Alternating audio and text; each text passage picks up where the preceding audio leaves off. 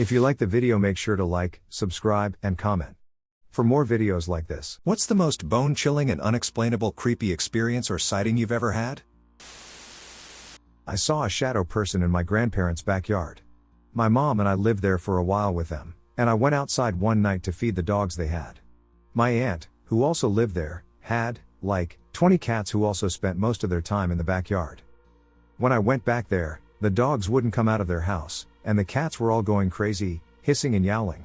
I just thought the cats were fighting with each other, but I had gotten this really bad feeling in my stomach that scared me. So I was kind of just standing there looking around trying to figure out why the cats were going crazy. Then something along the back fence caught my eye. At first I thought it was one of the cats because it had these greenish-yellow cat eyes. It was looking right at me, and then it made a sudden swift movement along the fence. I then realized this thing was the size of a man but black and kind of transparent like a shadow. But it has those eyes that were still looking right at me. I then got startled and kind of jumped and dropped the bowl of dog food. When I did that, this shadow thing took off along the fence again and then, like, phased through the neighbor's fence. It moved so fast, and then it was just gone. I turned around and ran my ass off into the house. Very weird and scary experience that I wouldn't even talk about for the longest time. I only very recently have gotten more comfortable talking about it. When I was 12 years old, my friends and I were riding our bikes through some woods down an old dirt road that wasn't much used anymore. I decided it would be cool for me to go off-road and rode off the road into the forest. I got about 50 feet before I got disoriented and started going towards the creek, which was in a dell down a steep hill from there, something else I didn't know. So I crashed down the hill and hit this huge boulder collection before coming to a rest. While I was sitting there, off towards the road, I could hear my friends calling to me, so I knew which way to go. I started over towards their voices and saw a super old rusted out car. I was a huge license plate collector back then, and finding rusted out cars in the woods was not that odd of an occurrence, so I went to see if I could harvest the license plate. When I got there, I saw there were bones in the front seat and a pile of rags. It was full-on Raiders of the Lost Ark with a skeleton on a pike kind of thing. I screamed like a little girl and got the hell out of there. I told my parents later, who called the police, and after some investigation, they determined that the man had disappeared during a blizzard in the late 50s and was never heard from again. I met his widow and children and won an award from the town. I'll never forget that feeling, creepy as hell. Home alone as unknown walks around house. My mother was head night shift nurse for a rich health clinic where people would pay thousands of dollars to stay for 6 weeks to cure them of whatever illness. It was also in the middle of nowhere on 600 acres of land. The crazy thing about this place, though, was that since it had a lot of wilderness, it was known to have a lot of occult activity. I don't think it's related, but here's my story of when we lived there. This happened when I was 12 years old. Our one-story home was at the top of a hill where there was only one other house not too far from us. My mom, like every night, would drive her car to the clinic, which was roughly a little more than a mile away. You could always tell when she would be leaving or coming because there wasn't any pavement, and it was strictly rocks and gravel, so the car would be extremely loud in the dead quiet of night. Early in the week, she had lost her keys and had been using her spare. This particular night, I was sitting in my bedroom playing PlayStation when all of a sudden I got this sudden heavy mental push to turn everything off, all the lights, and face the wall pretending I was sleeping. My heart has been racing for no reason since I've just been lying down, but no more than 5 minutes later. I hear my door open, yet I didn't hear any car drive up. Our home was fairly small with wooden floors. From the entrance, I heard heavy footsteps slowly walk through the living room. As if whoever is there is searching for something. They continue to walk into the kitchen, which my room is directly connected to. They turn on the light in the kitchen. At this point, my heart is pounding so hard it is trying to rip through my chest, but that same mental urge is screaming, "Do not move. Do not make a sound." The steps walk through the kitchen and stop at the entrance overlooking where I am sleeping. It felt like an eternity as I helplessly lay there with my eyes closed, focused on not moving while this person just stared at me. After, who knows how long, the person slowly walked out of my home and left. I waited anywhere from 20 to 30 minutes before moving just in case they were waiting for me to get up. I called my mom to see if she had randomly stopped home. She said no. I told her what happened. We changed all the locks and added a bar lock.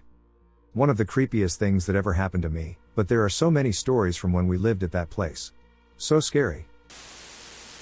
Weird stuff happens in the mountains. I was driving late at night on I-90 between Deer Lodge and Missoula, Montana. I'm originally from Seattle, I was driving back to Seattle after visiting family in Bozeman and Billings. The stretch of freeway between Deer Lodge and Missoula has some weird small mountain towns along the side, occasionally interrupted by large truck stops. Anyway, it's about 11:30 at night, and I'm on my way to my hotel in Missoula when I notice that I need to get some gas for my car. I stop off in this random small town with one gas station with a 24-hour pump. It had a convenience store attached to it, but it was closed. Upon arriving at the gas station, I immediately sensed an unusual atmosphere surrounding the establishment. I hadn't turned off my car yet, I had just put it in park, and the engine was still running. I was about to shut off my car when, out of the corner of my eye, I saw some dark figure come from the side of the closed convenience store and start running towards my car. Some instinct in my head kicks in, and I put my car back into drive and get the hell out of there. I look back in my rearview mirror to see the figure chasing after my car for a few seconds. By that time, I make the turn that gets me back onto the freeway. I discovered a brightly lit truck stop approximately 10 miles down the road, where I refueled my car. Undoubtedly, that experience profoundly unsettled me throughout my journey to Missoula and Seattle. I've heard it before, and I experienced it that night. Strange things happen in the mountains. When I was a kid, my grandma would keep the stove light on to light up the hallway that led into our room because my brother was scared of the dark. Well, one night I woke up, and I could see my breath in the air, which wouldn't have been weird if it wasn't the middle of June and I was in a thin sheet. I heard this strange cracking noise from the hallway and saw a shadow. I figured maybe someone was going to the bathroom, but then I heard scurrying around on the floor, and so I sat up to peek around the doorway, and that's when I saw something horrific. It looked like a small, malnourished child, covered in brambles and thorns, and every movement creaked and cracked. Its eyes had a very pale yellow glow to them, and they covered most of its face. We locked eyes, and it proceeded to crawl into our room cautiously. I whispered my brother's name, trying to wake him up, and it jolted at the sound of my voice but continued to get closer. I was paralyzed watching it. It started turning towards my brother, and that's when I tried calling out to him, but it only came out in hushed whispers. It quickly spun around to face me, and at that point it was in the middle of the room. It started approaching me, so I spun around and hid under my sheet, just praying the nightmare would end. It tapped on my leg and shoulder repeatedly, and I was so overwhelmed with fear I passed out. When I woke up, my fan was knocked over, and there were small bits of dirt scattered in the hallway. I told my family, but none of them believed me and to this day don't believe it. When I was little, I had a sleepover at my cousin's house. We were awake late because we had so much to talk about, and we were kids, so we wanted to break some rules and stay awake late. It was in the middle of the night, and as we were talking, I recognized a hand on the right-hand corner of his window. His window was reaching out to the house's garden and was on the ground floor. I told my cousin, and he saw the hand as well. He was even closer to the window because his bed was in front of it. We put all our strength together, got a knife from the kitchen, and went outside, typical horror movie scenario Lamau. Nobody was there, it was a big garden with nearly no possibility to hide. We got inside again and told ourselves that we just imagined that hand. It took some time, but I fell asleep. The next morning I woke up before my cousin. I just saw the imprint of a ducking hand exactly where we saw it the night before. I nearly shat my pants, even my cousin got terrified. It never happened anything like that again. I worked part-time over the summer in a part-time job maintaining and looking after a small graveyard behind my local church. It was closed off with high walls, and nobody ever entered really. I think I saw maybe 6 people over the space of 2 months. I never met the staff of the church, the local job office got me it and just left me to my own devices for 2 months. I kept it beautiful and even took extra care in taking down ivy off of tombstones, etc. Well, one day as I was edging up the perimeter pathway, I started getting a weird feeling like something was watching me. There were small things before, but I just shrugged them off, like the sound of a stone being thrown near me or an odd sound in the wind. The yard became surprisingly peaceful to me, but it would be just a sense that there was an energy to the place, that the spirits there were there, but they were resting. Unfortunately, a few days prior to the sighting I will describe, to clean and maintain the tomb, 2 large laying grave markers surrounded by a wrought iron fence on a small wall, closed off except for a secret gate hidden in the bars, I'd have to go in and step all over them. I always made it a point to say, "I'm very sorry, and thank you for letting me take care of your grave." If I had to walk on a grave for maintenance, I'd started on it before deciding it was too much work and deciding to return to it later after the path, as the path was the priority, but as I was edging up the path, I looked up as something caught my eye.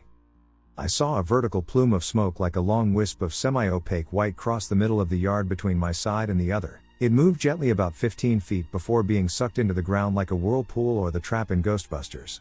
I just stood there and stared for a good minute. From where I saw the smoke start to move along the grass, it would be a minimum of about 30 to 40 feet from any wall. The walls themselves were roughly 8 feet high, maybe more. It wasn't someone's vape smoke because I'm a vapor, and even with a big cloud, it dissipates quickly, and this looked nothing like that. It was more akin to a thick fog. It kept a rough shape of something about 5 feet tall for 15 feet. Smoke generally likes to move downwards or upwards, not just move in a vertical column. I wasn't scared, just kind of a bit like, that's a ghost? Wow, that's incredible. Anyway, work to do. It's really a mind duck because it was something so simple, not a big crescendo of horror and the unknown. Yeah, it's just weird. I think it being so simple helps me to say I saw a ghost. Stranger in Yosemite. It was around July of 2019 at around 11 p.m. or 12 a.m. My girlfriend and I were just standing in the parking lot of Curry Village in Yosemite. As a child, I always loved stargazing, so this location was the best place to see stars. Unfortunately, we couldn't see it that well due to a lot of cloud coverage. So we went into my car to go smoke some weed. I'm a really seasoned smoker, and I don't get paranoid. But my girlfriend told me that she felt like she was being watched. She said she saw a silhouette of a person maybe 3 or so feet from our car. He looked like he was facing our direction. I tried to reassure her that she was probably just tripping. But she assured me that she felt like something was off. We stopped smoking, exited the car, and looked at the stars to distract ourselves for a bit. While we were just standing there peering into the black abyss above us, a man's voice made itself known. A 6 or so foot tall man all in black stood about 6 or 7 feet away from us. We couldn't make out a single feature on his face, that's how dark it was. This startled both of us, seeing as it was nearly pitch black out in the parking lot. We didn't really think there was anybody near us. Looking back on it, the man was probably watching us while we were in the car, which just sends shivers down my spine. The way we were standing, we had our backs to the car behind us, and the man was standing in front of us to our slight right. I couldn't put my finger on it, but something about the way this man just started to make conversation with 2 teenagers didn't sit right with me. Gave me very bad vibes. He seemed casual, but I don't know how to explain this other than I had this horrible feeling of dread and uneasiness the more he spoke to us and asked questions. Like, are you guys here by yourselves? Or how long are you planning on staying here? The strange man also mentioned that that was his truck behind us. The creepiest part was that he would take a step or 2 closer every 10 or 15 seconds. He was gradually narrowing the gap between us and him. He was cornering us and backing us up to his truck, which just so happened to be right behind us. He got 1 step too close for comfort, and I just grabbed my girlfriend's hand, and I couldn't even sputter out a word to the man. I was speaking gibberish. I just muttered, and we ran. The most unsettling part was that he just stood there and said nothing as we ran away in clear terror. Never saw his face. Just a tall black shape looming over us, trying to get closer. Gives me the ducking creeps. I know this seems like kind of a nothing burger, but it's the way he mentioned the car and the odd way he approached. It just seemed like eventually he was going to try and get us to enter his vehicle with him. I didn't want to wait around for him to pull out a knife or gun or some shit, so that's why I just ran. Thanks for listening, y'all. When I was a teenager, back in the 1980s, I used to live with my parents in a 16th century cottage they renovated. I was alone in the house watching TV in the living room. This TV was old school, no remote. So I was sitting right in front of the TV on a large floor cushion. I leaned forward, off the cushion, to change the channel and heard a scuffing noise behind me. I turned around, and the floor cushion was on the other side of the room, about 10 feet away from me. Apart from the weirdness of the cushion moving by itself, the house didn't feel off or weird in any way. I told my parents about it when they got home, and they told me about some other situations they had experienced, small items moving around, odd noises, that kind of thing. So we all agreed the house might be haunted, but it wasn't a bad haunting, more a mischievous one. We called the ghost Bob. The cottage itself was almost a ruin when my parents bought it. There was very little history, few records, so we had no idea who/what might have been Bob. Occasionally these odd things still occurred. When they did, we just said, out loud, "Hi, Bob," and carried on with our day. Still no idea who it might have been. Setting the scene. Mountain hike in fall. The weather was chilly, with temperatures hovering around the 50s or 60s. Mountains in Nevada. My husband and I were hiking a mountain trail that dead-ended into a canyon with a waterfall. The second part of the hike consisted of switchbacks that continued until reaching the canyon wall. Then, the last stretch is along the steep canyon wall until the waterfall. We were about halfway up the switchbacks when our dog, Pit Bull, started panicking and pulling at her leash. At first, I panicked, thinking there was a mountain lion or bobcat on the trail. It wasn't that. There was someone on the last switchback standing against the canyon wall. The person was in full mountaineering gear, ski goggles, a full face ski mask, etc. It looked strange as heck, and also, it wasn't that cold. He was stopped on the trail, looking down at us. We were trying to calm our dog down when we looked up again, and he was gone. The trail was empty, and our dog was calm. My husband said it was just a person and not to be freaked out, so we finished the trail. We finished the trail, and no one is at the waterfall. We looked around for this person, and there was absolutely no one there. It was freaky. As we hiked back down, we encountered another couple who didn't see anyone near the trail at all. We still have no explanation to this day. I love the forest. I certainly don't want to die there. I live in Southern Oregon. A beautiful place in the West filled with some of the most beautiful forests one will ever see. The national forest that I live against I know like the back of my hand. I know stories from long ago about places, in the middle of nowhere, that have strange names, and that often draws me to these places to explore and feel nostalgic. These forests also have things about them that are off. Locals talk about how people disappear all the time in the woods, sometimes over drugs, sometimes over foul play, and other times people just go for a hunt or hike and are never seen again. Disappear without a trace. I have spent years in the deep wilderness hiking, almost every day. The incident I'm about to tell you changed how I felt about the forest. My roommate and I left our home on the outskirts of the forest for a hike to a place that is basically a swamp flat, a small area of marshy swamp in a bowl-like canyon high up in the mountains. There's one road in and one road out. As we climbed the mountain, the rain had started to pick up. It had been mostly drizzle that day, but living in the Pacific Northwest, you get used to that, and it doesn't stop you from adventure. We finally get to the flats, and it's time to explore. We walk the trail into the flats, and as we admire the old-growth trees surrounding the marsh, the wind starts to pick up. There was a nasty storm coming in. The trees started to rock back and forth and make horrible snapping sounds, and there aren't many safe places in a forest like this to take shelter from falling trees and branches, so we decided it was time to hike out. We hiked back to the car and were relieved to get in it and out of the storm. The car was parked in a small turnout on the side of the road. We sat there for a few moments in the car, taking off our jackets and turning the heat on and such. That's when the truck pulled up. In the middle of the bad storm, in the complete middle of nowhere, a really old beat-up pickup truck drives up and parks in front of our car, not completely blocking the car but coming damn near close. A burly man steps out of the driver's seat and turns and looks at us. I have to say, this is the only time in my entire life that I have thought to myself, something here isn't right. The look on this guy's face gave me that instinctual feeling of fight or flight. As we watch him walk around his truck, I tell my roommate, "Go. Just go. Start the car and leave. Now." As he starts the car and begins to pull off, the man reaches behind the seat of his truck and pulls out a long rifle. That's when my roommate hit the gas and flew out of there. As we pull away, the man pulls the gun out and points it in our direction and looks me right in the eyes. The feeling I got was, "You are going to die today."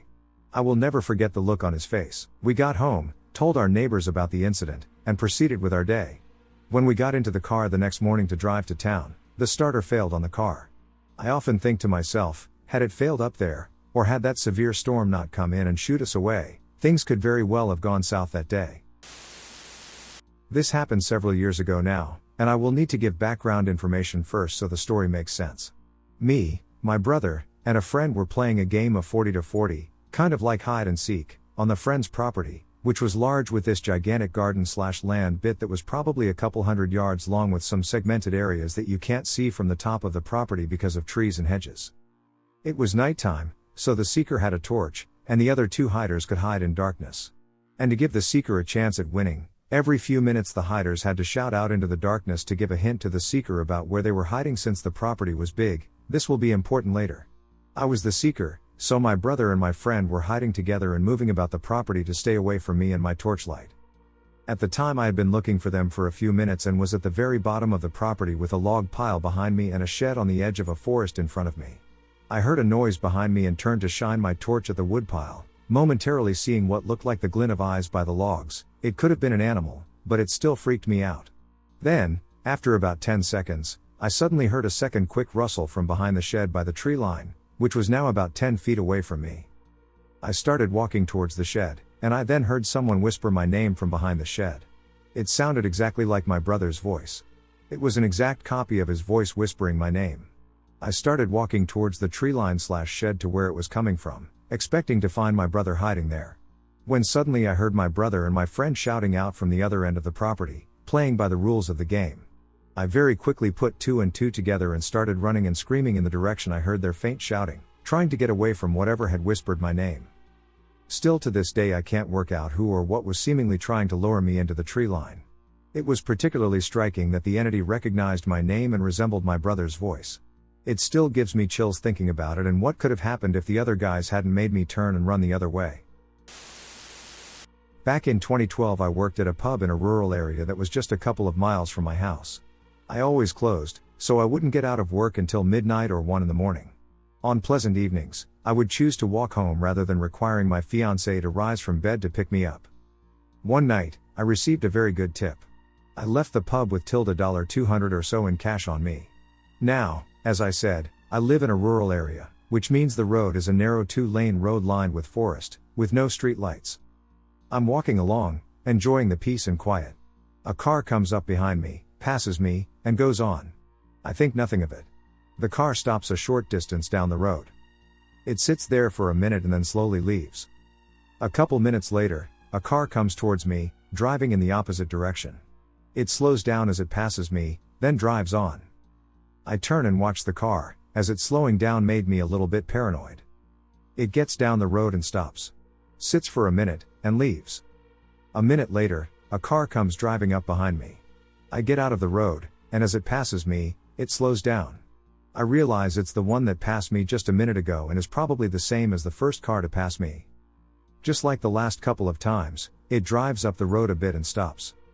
At this point, I'm certain they're involved in some illicit activity. I get my ass into the woods far enough that I can barely see the road, and I hide. Sure enough, a car comes back from the direction the last one had gone, and this time it's driving real slow.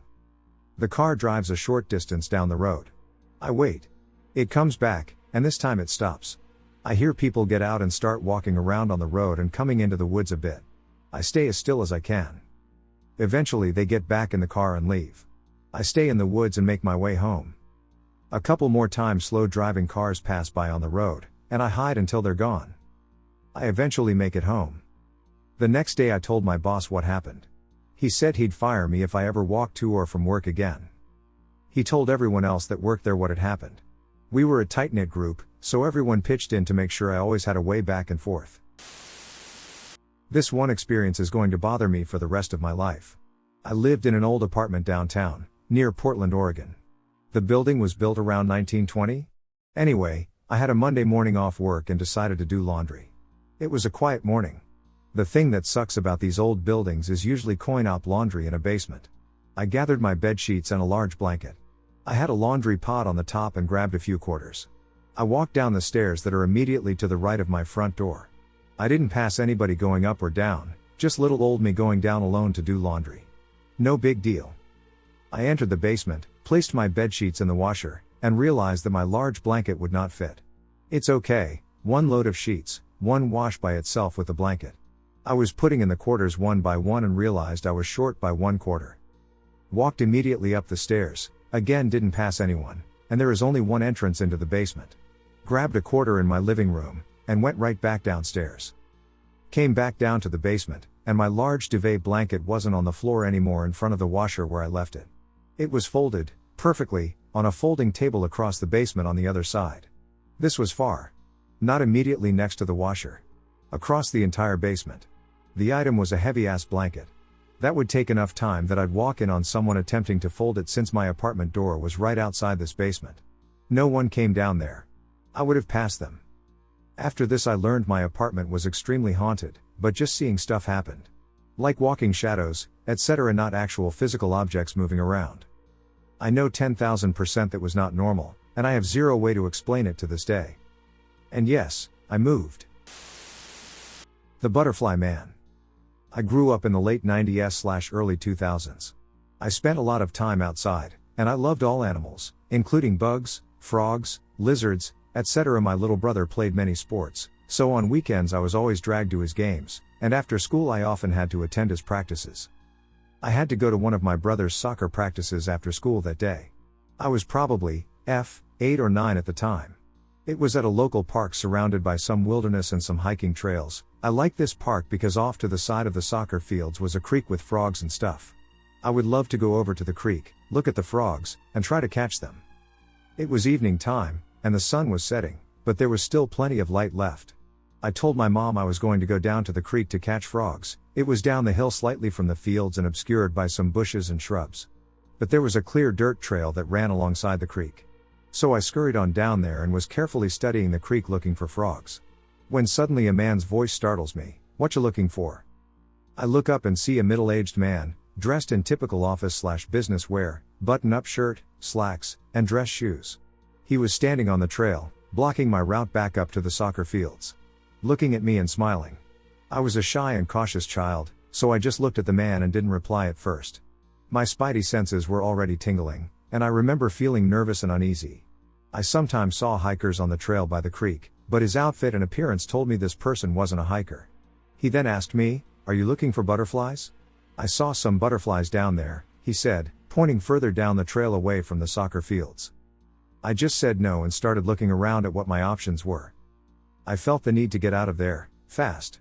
But as I mentioned, he was standing on the trail, which was my route back to the fields. There were thick bushes on the hillside between the trail and where the fields were. I started making my way up the rocks to the side of the creek towards the trail, further down from where he stood, and to my alarm, he started moving down the trail towards me. "Need some help?" he said. I was now starting to panic. Although nothing had happened and he seemed friendly, it just felt wrong to me. I just got stranger danger vibes. I remember feeling a burst of adrenaline and fear. I shouted no and booked it up the rocks, across the trail, and crashed my way through the bushes towards the soccer fields. I remember the branches scratching me, but I didn't care. I literally scrambled my way through them until I came up to the fields and then sprinted over to where my mom was watching my brother's practice. I probably looked like hell, so she of course asked what the heck happened, and I told her. I felt like she thought I was just being paranoid, though I'll never know if this guy posed a real threat or not. He could have been just getting some fresh air on his way home from work, who knows? I just know it felt creepy at the time.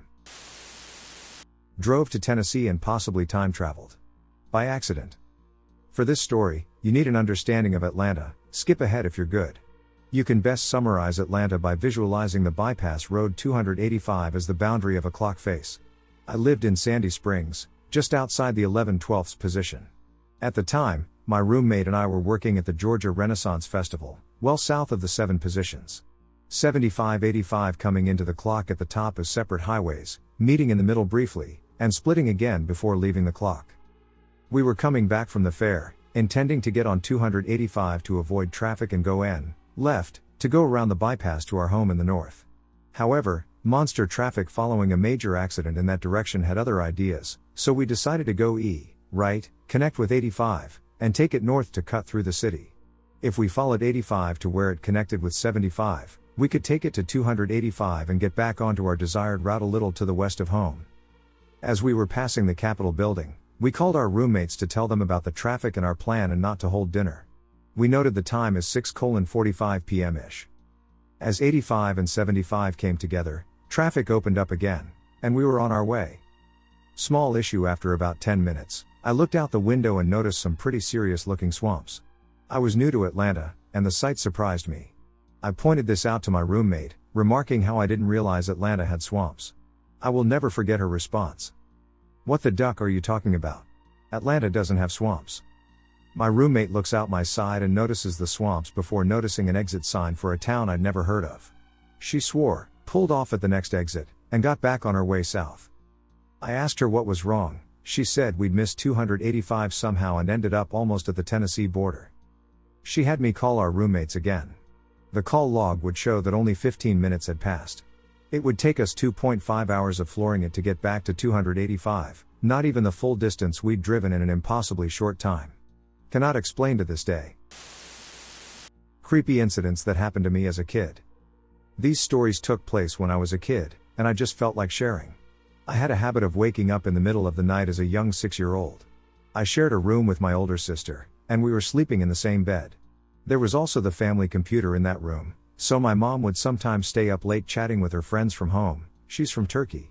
Then one night, I randomly wake up and look over to see a completely blacked out version of my mom sitting in the computer chair. She was pitch black even though we had a pretty bright light on in the hallway and the door wide open.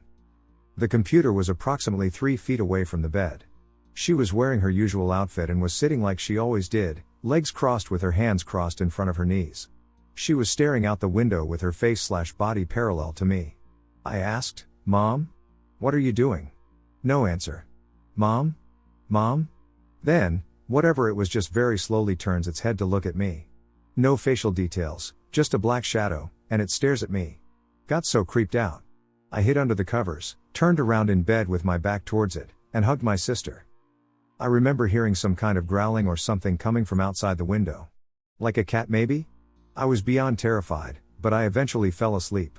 When I asked my mom in the morning why she was in our room, she denied it was her. She's not the type to ever scare us or do anything like that. No drinking or drugs or anything. Still haunts me to this day. Second story. We had moved from the place in the previous story, and I was sleeping in my sister's room. I suddenly woke up to a strange growling sound. We had a younger dog at the time, probably less than a year old, so I thought it was him messing around under the bed. I looked down at the foot of the bed and noticed a tail wagging. I called for our dog, and the tail wagging increased in speed. I called for the pup again to no avail. I then climbed out of the covers and slowly crawled towards the tail. I went to reach for the tail to get my pup's attention and realized that it did not have any hair on it. It was simply a tail covered in tan skin. Pup had a white tip on his furry tail. My hand was inches from it when I stopped reaching due to hearing a very loud, unearthly growl. I knew it wasn't my dog's growl. I quickly crawled back into bed with my sister and hid under the covers. My sister and her friends had been playing with an Ouija board. Maybe these events coincide? I don't know. Creepy shit. Woke up to myself on the side of the bed. This happened to me when I was about 10 or 11. I was sleeping in my bedroom at my grandmother's house. My bed is directly in front of the door but on the other side of the room, so if you were to sit in it and face the door, you could see all of the bedroom and all the way to the kitchen. I remember waking up to a scratching sound, like something was dragging itself across the floor. So I looked at my door and saw something dragging itself through the hallway and to my grandmother's room. But I then told myself it was only my imagination, so I turned around and tried to go to sleep. After trying for I don't know how long, I decided to go to my living room to watch TV since I didn't have one in my bedroom. It was normal for me not to be able to sleep, and as I turned to the door, I saw myself on the side of my bed, kneeling and smiling. But it wasn't exactly like me. It was like a version of myself if I were some kind of demon. Peeling, scratched skin and bones, a creepy as hell smile with way too many sharp teeth, and wide eyes that had no color to them. Like any normal child, I turned my back to it and prayed to God that it would go away. After a few moments I could hear the scratching noise again, but I didn't dare to turn around. So I just lay for hours, staring at my wall while occasionally hearing the scratching noise again or even breathing if I paid enough attention, until the sun started shining on my window. When I got up, there was no sign of it ever existing. No scratches on the floor, even though I could hear scratching, no doors that were closed now open. Everything was exactly like it was before. When I told my mom, she just told me it was a nightmare and that it never happened, and so did my grandmother after I asked her if she had heard anything. But it had to have happened. I was wide awake. I remember it vividly. I remember the noise and the face. I remember lying there for hours. I can picture it like it's happening now. I wasn't asleep, that much I know. I am now 17. I can't sleep with my back to the door, and my bed, in my grandmother's house or in my own, is no longer facing directly to the door. My door is always closed if I'm getting ready to sleep, and even though I still have problems sleeping, I never get up in the middle of the night. That night is still one of the worst moments in my life. 2008 Newquay, Cornwall. The Black-Eyed Bed Lady. This ducked me up for a long while, and I never again slept a night in that horrible room. I still think about it. I was kicked out of my parents' house at 17 and made my way to Cornwall, lived in a hostel for a year and a half, and found my way into a house share. Met some great people, had a great time. I'd been partying for a couple days, lots of booze, very little sleep, and I ended up being the last man standing. I wasn't on any kind of drug, but I was a little tipsy, nothing crazy. It was maybe 2 a.m., and I felt ducking strange, not just tired but watched or hunted. I was scared to be alone, which is odd for me. I was sitting in a dark living room, which suddenly felt oppressive and strange, so I noped the duck out of there to my room. I lie on my bed, and I suddenly get this feeling. The bleakest ducking dread. I look over to my bedroom door, and my female roommate saunters in, climbs over me, and lies next to me, completely silent, looks at me, and smiles. I try to ask her what the duck she's doing in my room. Before I can get my words out, I notice her eyes. Pitch black. Her face is all wrong too. Pale and slightly misshapen, like a really well-made mask. Too many teeth. She just looks at me, and I'm too terrified to move. My heart feels like it's about to shatter. I'm drenched in sweat. I can't take my eyes off that awful face. It's like she's sucking me in. I couldn't look away. I felt, didn't see, I just sensed the other person who walked into my room.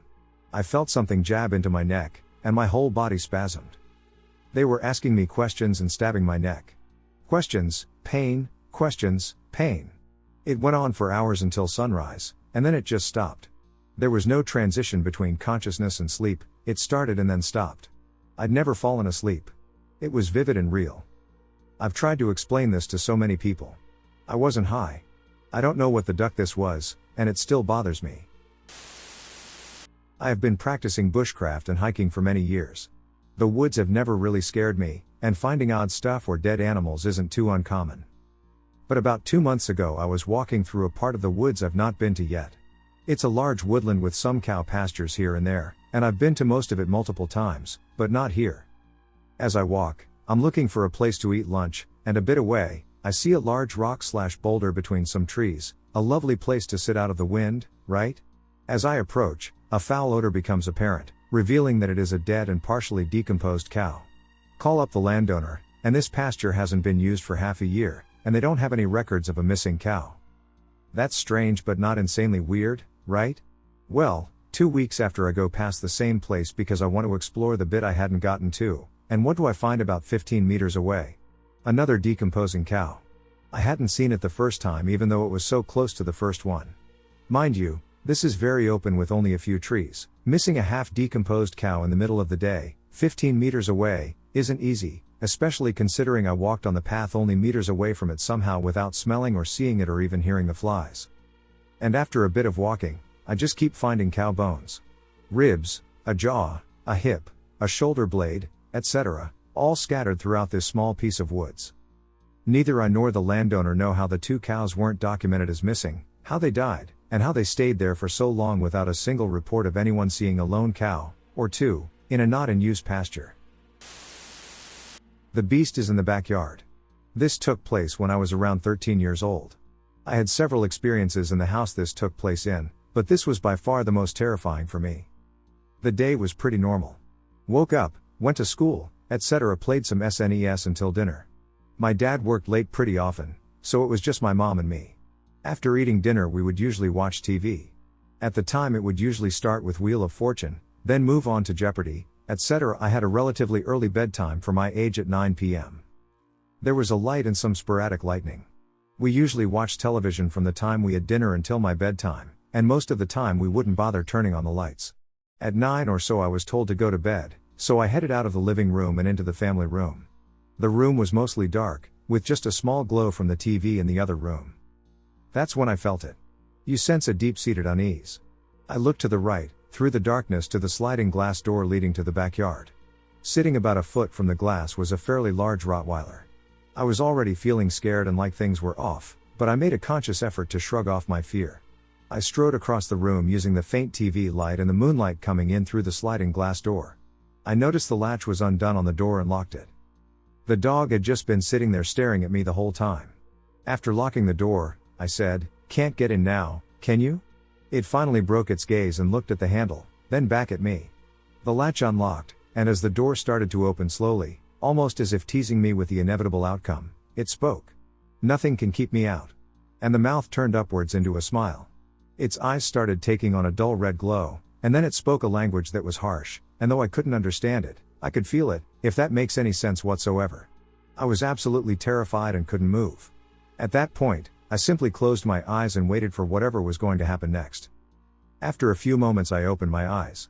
I was no longer staring at the glass door but at my ceiling. I was still terrified and unable to move, just staring at the ceiling. Who knows how long I lay there, but eventually I was able to get up and leave the room. About 50 feet away, my mom was in the living room, in the same position in the dark with the TV on. I had to cross the family room to get there, so I made my way to where the thing had been. Luckily there was no Rottweiler outside. And I didn't happen to check for print/dry spots where it was sitting outside. However, the latch was unlocked, and while not open several inches, it was partially open. I have had several other strange and sometimes creepy experiences, but this incident was the one that stuck with me the most, because no matter how much I tried to write it off as just a nightmare, I myself know what I experienced, and it was not just a nightmare.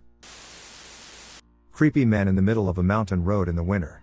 This happened almost 25 years ago. Way before cell phones were a thing. When I was 17, my brother, 13 at the time, and I were traveling in northern British Columbia in mid-November. This is important, as the darkness at this time of year in the mountains is absolute. We were in the Pine Pass between Chetwynd and Prince George, BC. Anyone who knows this area knows how desolate it is. I'm talking hundreds of kilometers between gas stations and any kind of people/buildings. We were just about at the Powder King Ski Resort turnoff, and it was getting late. We pulled into a roadside turnout around 10 to 10:30 p.m. because I was super tired. My brother was already sleeping. I pull in and park near some tourist signage, lock my doors, and put my seat back to sleep. I was dead asleep when something snapped me awake. To this day I'm not sure what it was that woke me up. As I searched for the source of the disturbance, 4 or 5 men suddenly surrounded my car. They started yanking on the door handles trying to get in the car. I couldn't tell if the men saw that I was awake, but I sat up, shifted the car into drive, and quickly left the scene. I'm not sure if I hit one of them or not, and I didn't care to check. I didn't stop again until my auntie's house in Prince George. It was one of the most terrifying times in my life. So to the 4/5 men in the Pine Pass who tried to get into a car with 2 kids, I hope I ran at least one of your feet over. Creepy stalker. This had happened to me about 6 years ago. I was doing my usual routine of walking around town for a few hours, as I enjoyed walking and I was getting my steps in for the day. I'd always start from my house, walk around town for a few hours, then turn around and head back home. I'd always go walking around noon or an hour or 2 later at the latest. My walks would start at 11 a.m. at the earliest or 2 p.m. at the latest. This day in particular, I had a bunch of things to do, so I was unable to go out walking before noon. I'd eventually finished up everything that I needed to do, but it was already in the mid to late afternoon. I checked the time, and it was almost 3 p.m. I debated whether or not I should go walking or if I should go tomorrow instead since I had nothing going on the next day. I said, "Duck it," and decided to go for my walk, but I told myself that I had to cut it short since I didn't want to be out after sunset since it would get pretty cold at night. I got dressed and headed out to get my walk in for the day. Fast forward almost 3 hours later, I looked at my phone to check the time, saw that it was almost 6 p.m., and started to make my way back home. I had a bit of a problem, which was that I was about 6 miles away from my house, and it would take me about an hour and a half or more to get there. The sun had fully gone down, and there was only a faint orange glow in the sky from it. The night sky had begun to take over, and the air was turning cold. I began to make my way home and had picked up the pace, as I didn't want to be outside when it was cold. I was about 2 miles away from my home and thought I was in the clear when I was wrong. I passed by a convenience store when I noticed a man sitting on the side of the building smoking a cigarette. The man looked to be in his early to mid-30s and wore a black hoodie, black pants, and black shoes. I saw him turn his head towards me, and he gave me a blank stare. I dismissed it and chose to ignore him. I turned around a few moments later and saw he had gotten up from his spot and begun walking the same direction I was going. I kept checking behind me often to see if he would turn down another street, but he never did. After several minutes of him walking the same way as me, I hear the man start yelling, "Hey!" He then started saying other stuff to try to get my attention, which I ignored. Right after that, I heard him yell "what the duck" at me in an angry tone. I sped up and didn't dare to look back at that point. I texted my dad and explained that there's some creepy guy following me and how he was yelling at me. My dad replies, asking me how far I am, and I say less than a mile away. He replies back to keep walking and not to worry and that he'll come and get me in the next few minutes. I turned behind me to see if he was still following as he stopped yelling, and he was. Unfortunately, I was 3/4 of a mile away from my house, and I thought about just running there. At the same time, I didn't want this guy to follow me and find out where I lived. I was about to turn down the street I lived on when something told me not to. I texted my dad and told him I passed the street and to go the other way, to which he replied with okay. I kept going forward, passing the street, when all of a sudden I heard some kind of frantic noise. I turned around only to see to my horror that the guy put his hood up and was sprinting straight towards me. Without hesitation, I bolted straight ahead and ran across the street. I kept running for what felt like hours until I saw a pair of headlights coming down the street. I waved my arms like a madman, hoping they would see me. Thankfully they did, and the car stopped. I got closer and saw it was my dad. I looked behind me only to see that the man who was chasing me had somehow disappeared. I got in the car and explained everything to him. He said that he was going to drive down the street to see if he could find the man and confront him. We drove down the street only to see nobody walking on the sidewalk or hiding behind the bushes. There was no sign of anyone being out, as the streets were empty. From that day on, I never go out walking after 2 p.m., and I have since then carried a pocket knife with me whenever I go out walking for my safety and protection. I don't know what that man would have done to me had he caught me, and I don't think I ever want to know. As a teenager, I sneaked into a girlfriend's house and spent the night there. I ended up getting sleep paralysis for the first time, and it really messed me up. I saw a glowing orange light and heard ominous moaning coming from the furnace room. Her room was in the basement, and felt weird walking by that room every time after. Had probably half a dozen more bouts of it over the time I was seeing that girl. Years passed without experiencing any sleep paralysis. Then after grad school I moved into a buddy's mom's basement. Yeah, I know. I started getting sleep paralysis again. Same thing with the orange glow and morning, this time coming from the living space to which my room was attached. When I talked about it to my buddy and his mom, they responded with, "That's crazy, there was a fire in that room back in the 70s, the house almost burned down." Freaked me out. Once again, I moved out, no more sleep paralysis. Until the year before last, I moved into a house with my partner and started having it again.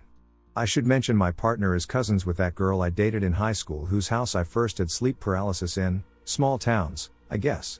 When I tell her about my history with sleep paralysis, she goes pale and says, her house had a really bad fire, too, back in the 70s. It started in the furnace room and almost burned down the house. We immediately start digging into the history of the house we live in, and, you guessed it, an electrical fire started in the upstairs closet that nearly burned the house down in the 70s. In the same closet, I see the orange glow and hear ominous moaning from when I get sleep paralysis now. Still live in the house and still get episodes on and off, maybe every other month. I should mention that, as far as I know, nobody perished in any of these fires. So there's that. I'm an extremely skeptical person and don't really believe in anything supernatural or otherworldly, but I honestly have no way to explain my experiences with sleep paralysis other than one hell of a series of coincidences. And it just so happens to be a condition many other people experience coincidences with. A car accident that didn't happen. I was about to make a turn. I looked both ways and saw zero, absolutely zero, incoming traffic. I turn right and bam. I am hit, and my front bumper comes off. There is zero reason for this accident to happen, as the road had absolutely no cars on it, and I could see down for a good quarter of a mile both ways. I am dumbfounded. He asked how I didn't see him, and I was in too much of a shock to answer. This accident could not have happened, as there were no cars on the road. My eyesight is good, so I don't understand how I could miss an obvious car coming down the road. The speed limit was 35, so even a speeding car I would notice. His car only had a minor scrape, while my front bumper was torn off, also my headlight was busted. He decided to just paint over it, but we exchanged our insurance info and went on our separate ways. I put my bumper into the back seat and went to work. I didn't get any phone call or anything regarding the accident. When I left work that afternoon, I noticed my bumper was now on and attached. No signs of damage, no busted headlights, nothing. The notebook where I had written the guy's information no longer had it, and my phone, where I took pictures, the pictures were gone. Even now, I cannot explain what happened. Did I hallucinate an entire car accident? Imagined it? Or did the universe decide it really was impossible for the accident to happen and thus reversed it somehow? I don't know. I cannot make any sense of it. This is one I heard from my best friend's cousin's brother-in-law. He was a security guard at a Native American casino. He was white, while the other two guards were Navajo, but everyone got along well. He mainly patrolled the parking lots in the official car, and most nights it wasn't very busy. Usually someone passes out drunk on the way to their car, sometimes there's a fight, and once in a while there's a medical emergency. Well, one night there was a murder. Somebody's girlfriend/boyfriend objecting to somebody being out with another boyfriend/girlfriend. The casino, which was open 24/7, closed down for 24 hours out of respect and for the police to conduct their investigation. Guy showed up for work as usual and did his usual patrols, but there was nobody around and no cars in the parking lot. So the guy stops in the middle of the empty parking lot to write his report. It's about 2 in the morning, bright moon, lots of stars. As he's writing, he's startled by somebody knocking on the door of the car. He looks up to see a Navajo kid about 8 years old, wearing pants but no shirt. "Let me in," says the kid. Guy reaches for the door handle because obviously the kid needs help, but he stops. What is a kid doing in an empty parking lot in a casino miles from any main road? Kid knocks again. "Let me in." Impatient. Guy goes from startled to full-on scared, pulls his hand back from the door handle, and reaches for the ignition. Kid begins pounding on the door. "Let me in. Let me in." Guy tries to start the car. The ignition doesn't catch. He turns it again, and it finally catches. He floors it out of the parking lot and vrooms back to the guard shack at about 40 miles per hour. He stumbles into the guard shack, still pale and shocked. One of the Navajo guys jumps up. "Did it touch you?" "What? Did it touch you?" "Oh. No. It touched the car." "Sit down," says the Navajo guy and goes out to his car. He comes back with a medicine bag and sings a blessing over our guy. "And we must never speak of this again," he says when he's finished. And here I am speaking of it. Looking over both shoulders. Deep in the redwoods, naked and afraid. I was on a job where I had to drive from site to site and do a small upgrade to the shelving at every CVS pharmacy in California. I'm about a month into the contract, and I've got over a 100-mile drive through the redwoods to my next location. As I'm driving, I notice that I smell a slight funk on myself. If I can smell it, it will be 100 times worse to the client. I'll need to figure out how to get a shower and change clothes before arriving at the next location. I'm about 40 miles deep on this isolated stretch of highway through the redwoods when I see a sign for a camp at the next exit. I take the turnoff to check if the camp has a shower. I pull into a very small campsite that has approximately 15 spots arranged closely together in a circle. It's an awful camp, but it's deserted and they have a shower, perfect. I grab a towel and a change of clothes and head to the bath building. As I approach, I can hear water running. I get to the building, and there's someone in one of the stalls taking a shower. This is really weird. The camp is deserted. It's winter, we're far from civilization, and there are no cars or tents. Who's in there? It's got to be a pot farmer, right? Could it be a homeless individual? Are there meth labs in the redwoods? I'm not quite spooked by it, but my instincts are telling me that this is very weird. I decide to go ahead and use one of the showers a few stalls down from him. I'm comforted that the doors are thick metal with a big strong bolt lock. The shower runs on quarters, lol. Nice California. I take off my clothes and slide some quarters into the slot, and the water immediately turns on. A second later I hear, "Air kawo o fuak." Oh no, I must have stolen his hot water. I feel awful, but I can't shut it off. The water instantly runs when the quarters go in. There's nothing I can do, so uneasily, I step under the water, wondering what's going through the other guy's head. I don't have to wait long to find out. I'm about a minute into my shower when bam. There's a huge smash against my metal shower door, followed by him screaming, "Erg glolsokol." Bam. Bam. Bam. This dude is trying to kick down my door. I'm petrified. I stand by the door, naked and dripping, fists up, in case he comes in. The concept of fighting naked left me feeling extremely uncomfortable. I kept thinking I should try to put my pants on real quick but couldn't bring myself to do it because if the door gave while my pants were around my ankles, I would get absolutely destroyed. I also thought about the implications of fighting someone miles and miles from the next human being. What are the stakes? I've been in more than a handful of bar fights and even enjoyed boxing with my friends, but there was never any real danger. If someone was getting hurt, everyone breaks it up. Is this guy going to stop fighting if he wins? Is this to the death in his mind? I'm so scared that I'm near panicking, but I try to control my breathing and give myself the best possible chance at coming out of this. After what felt like an eternity of him trying to get in, even though it was probably only a minute or two, he stopped screaming and banging. I call out to him, "Hey! I'm sorry. I'll give you more quarters." There's no answer. I wait a few more minutes and then finally relax a little, letting out a relieved sigh. He's got his wits about him. I resume my shower thinking about how weird this is and wondering if he'll be waiting for me. Then I think about my truck. I've got a few grand worth of tools in there. I literally can't afford to lose them. I'm sure he's in it. Soaking wet, I jump out of the shower, throw on my pants, slam open my stall door, and go running out towards my vehicle. As I turn the corner of the building towards the parking area at full sprint, I am so relieved to see that he's nowhere around. He must have slinked back to wherever he hides in the wilderness. Thank God. Dear homeless hippie meth lab crazy person, please chill. My uncle invited me to go deer hunting with him at his camp, which is located outside of Selma, Alabama. The area was quite rural. He dropped me off at a tree stand on a remote section of the property before sunrise. I climbed the tree and made myself comfy. It was winter and frigid. I was bundled up and trying to keep myself from shivering in the cold. You have to be very quiet and still not to scare the wildlife away. I don't hunt often, and this was only the second time I was left alone in the woods. It was about an hour or so after sunrise, a cloudy day, a light breeze, and a couple of birds chirping. I started to feel a bit uneasy and slowly looked around, not wanting to spook any deer that may be close.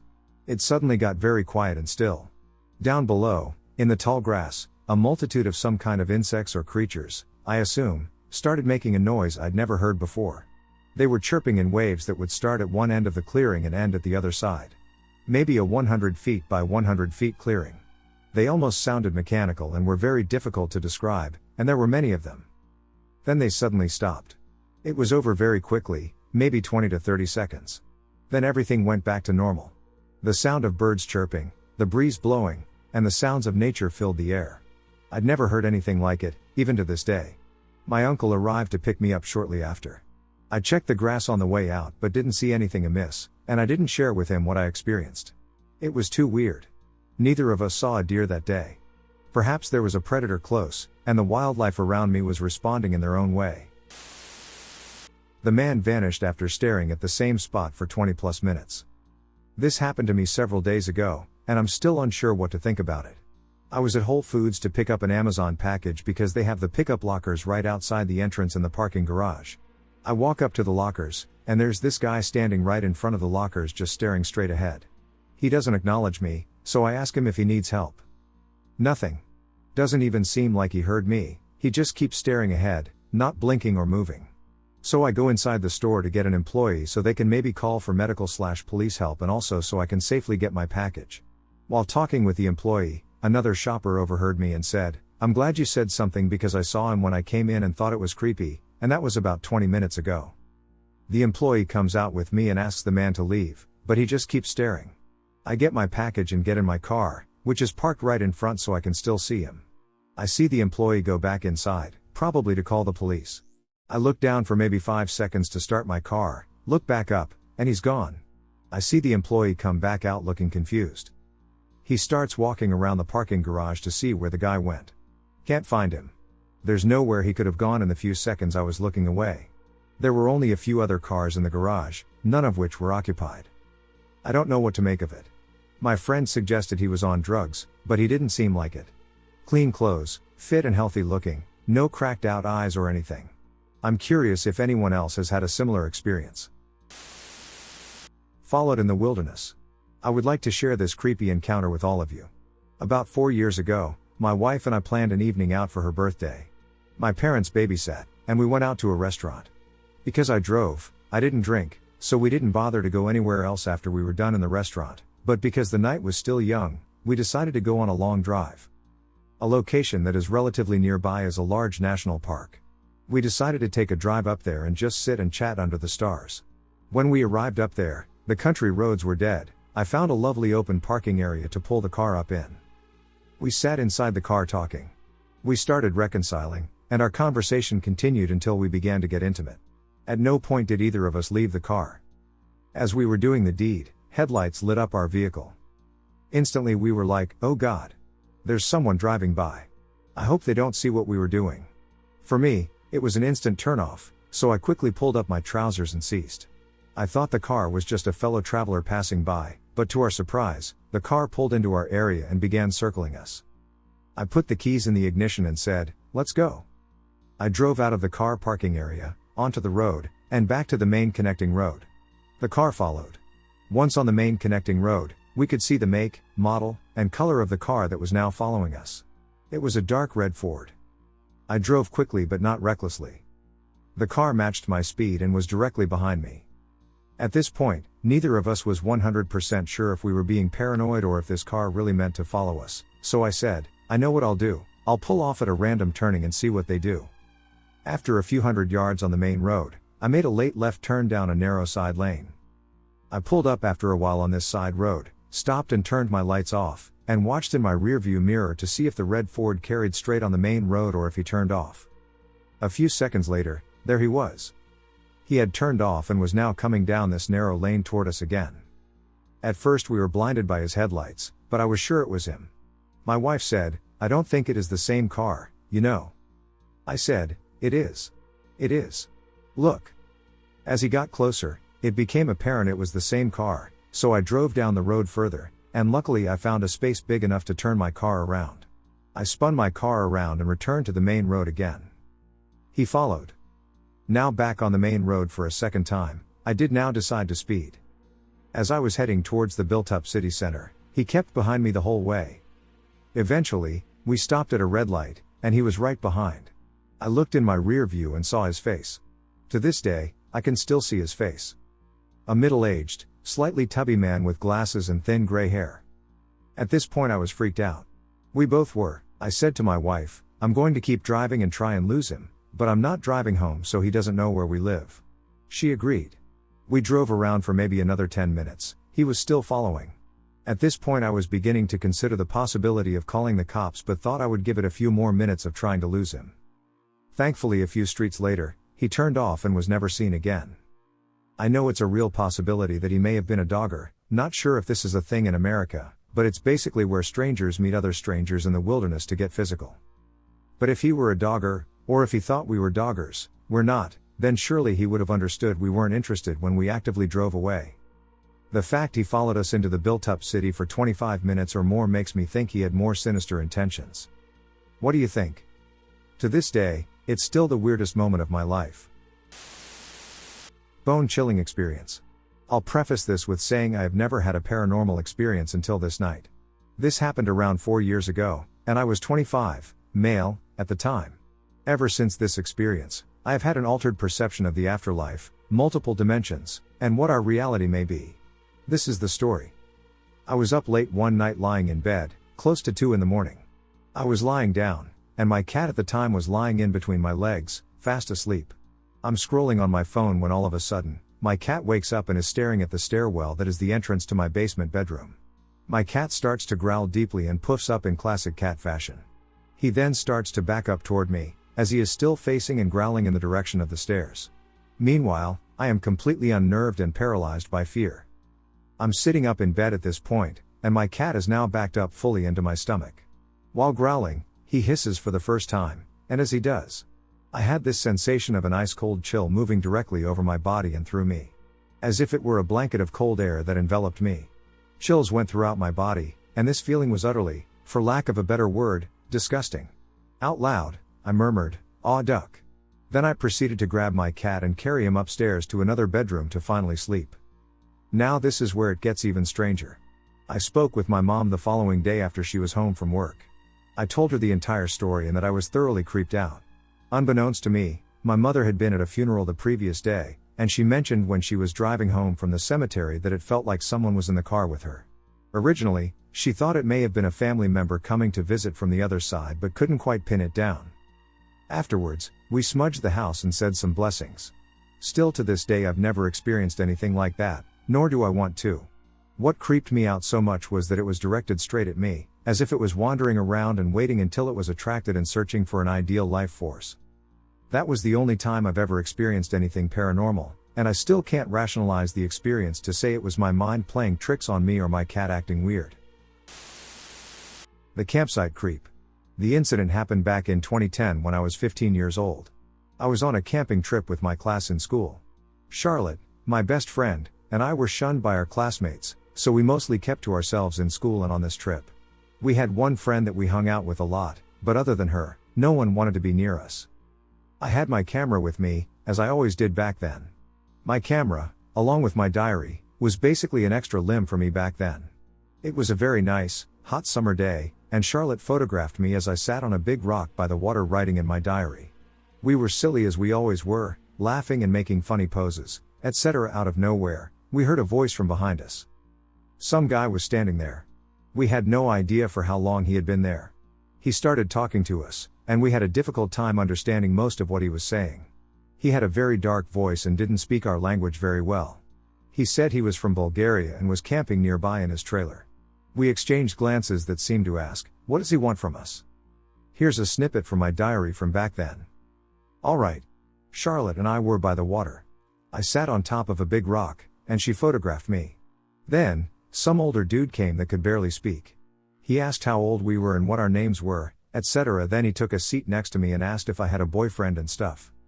Then he started asking Charlotte to photograph me and him together. We thought he was kind of creepy, but young and naive as we were, we didn't think much of it. Had it been today, I probably would have just said no and asked him to leave us alone. He sat there next to me, smiling at the camera. I remember how extremely uncomfortable I felt, which is very visible in that photo that I still have to this day. It was very weird, though. He asked for a picture, but as soon as Charlotte snapped that photo, he exclaimed, "No. No pictures. No pictures." Charlotte and I looked at each other again, both equally confused. Why did he ask her to photograph us if he didn't want his picture taken? The whole situation was strange and started to creep us out. I don't remember much else about our conversation, but I know Charlotte and I ran off to our teachers eventually and told them about the guy. They told us to stay away from him because something about him seemed off. We agreed and went on with our day. We hung out with our friend a lot and kept taking photos and having fun. Later we needed to use the bathroom, which was in a building near the trailer park. As two of us waited outside while the third was in the bathroom, that Bulgarian guy showed up. That uncomfortable feeling appeared as soon as I saw him. He had some friends there with him this time. He walked up to me and asked me if I wanted to come see his trailer. This time I knew nothing good would happen if I went with him. He kept saying his trailer was lovely, and he wanted to show it to me. He even tried to bribe me by saying I could get some beer if I went with him. I'm only 15, and I don't drink, I told him. He gave up after a while and walked back to his friends. A few hours went by before we needed to go to the bathroom again. This time he was outside the building already when we arrived, as if he had been standing there all along, just waiting for us to show up again. I felt my heart sink, and a lump formed in my stomach. Once again, he came up to me and kept asking me to come with him to the trailer. He kept talking about the beer and how lovely his trailer was. I kept saying no, and he seemed to grow agitated. My friends and I decided to go into the bathroom together this time, and when we were done, we basically ran past him back to our camping spot. We went directly to our teacher and told her all about how he was acting, especially towards me. She was furious. She told us to stick together at all times and never go to the bathroom by ourselves. We hadn't planned on leaving each other alone anyway. Especially not after this. That day, we were walking back to camp after playing and listening to music on our phones. As we walked past the tents, we saw our teacher further away talking to that dude. We could tell she was really giving him a mouthful. At one point she pointed at the soles of her shoes and then at him, and we were like, what is she saying to him? We started laughing but were nervous at the same time since we didn't know how he would react to this afterwards. We saw him walk away and look at us, giving us the finger as if we had done something wrong. We ran up to our teacher and asked her what she had said to him. She was all riled up and told us, I just told him to leave my girls alone and that he could go somewhere else to get water in that bucket he was carrying as an excuse to walk through our campsite. We cheered for her and then asked why she had been pointing at her boots earlier. Apparently she had threatened him with her steel caps, saying they would leave a print on his ass if he came near her girls again. She was a wonderful teacher indeed. After this, whenever we ran into him, he just gave us the finger. Another snippet from my diary. When Charlotte, Aileen, and I went to the church and took pictures, we met the man in blue on our way back. We got really scared. But all he said was hey, excuse me, and gave us the finger. I just said, thanks, you too, and we kept walking. We called him the man in blue because of the blue t-shirt he was wearing. When we were going to sleep that night, one of our teachers got their car and parked it close to our tent, and they would take turns keeping watch during the night. We didn't see him again, and we all had to call our parents and go home around 4 a.m. because of the weather. It was absolutely pouring all night. Our entire tent was drenched inside and out. A few days later I actually saw that guy downtown, and my heart skipped a beat. Luckily he didn't notice me, and I have never seen him since. It's very creepy to think about what would have happened if I agreed to visit his trailer. I didn't quite understand it all back then. It didn't really sink in that he was an adult and I was only 15. It didn't occur to me how freaky and disgusting this guy really was until I thought back to that moment, all these years later. I was always extremely skeptical of paranormal activity. I never believed, but I also never disbelieved. I'm this way with most things. I've always been the type to say, I'll believe when I see it, but I don't discredit anyone who claims to have seen anything of the sort. That being said, I was about to graduate college, and I started dating this girl. I knew this girl from my hometown. She was beautiful and quirky. She was a lot of fun. Her mom was sweet. Her dad had something off about him. Among many other things, he was a pool shark in the big city my small town is somewhat near. He'd win all kinds of shit. He won a 100-year-old Victrola, World War II memorabilia, a boat, and other items. He had an original copy of The Last of the Mohicans from, like, 1882 or something just lying on the coffee table. I say all that to say, I think that was partially what caused what I'm about to say. I believe old antiques can hold spirits. The first night sleeping over, I kept feeling something touching the bottom of my feet as I lay on the bed on top of the comforter hanging out with her. I kept mentioning that I was getting a weird tickling sensation on the soles of my feet. She was acting like I was messing with her.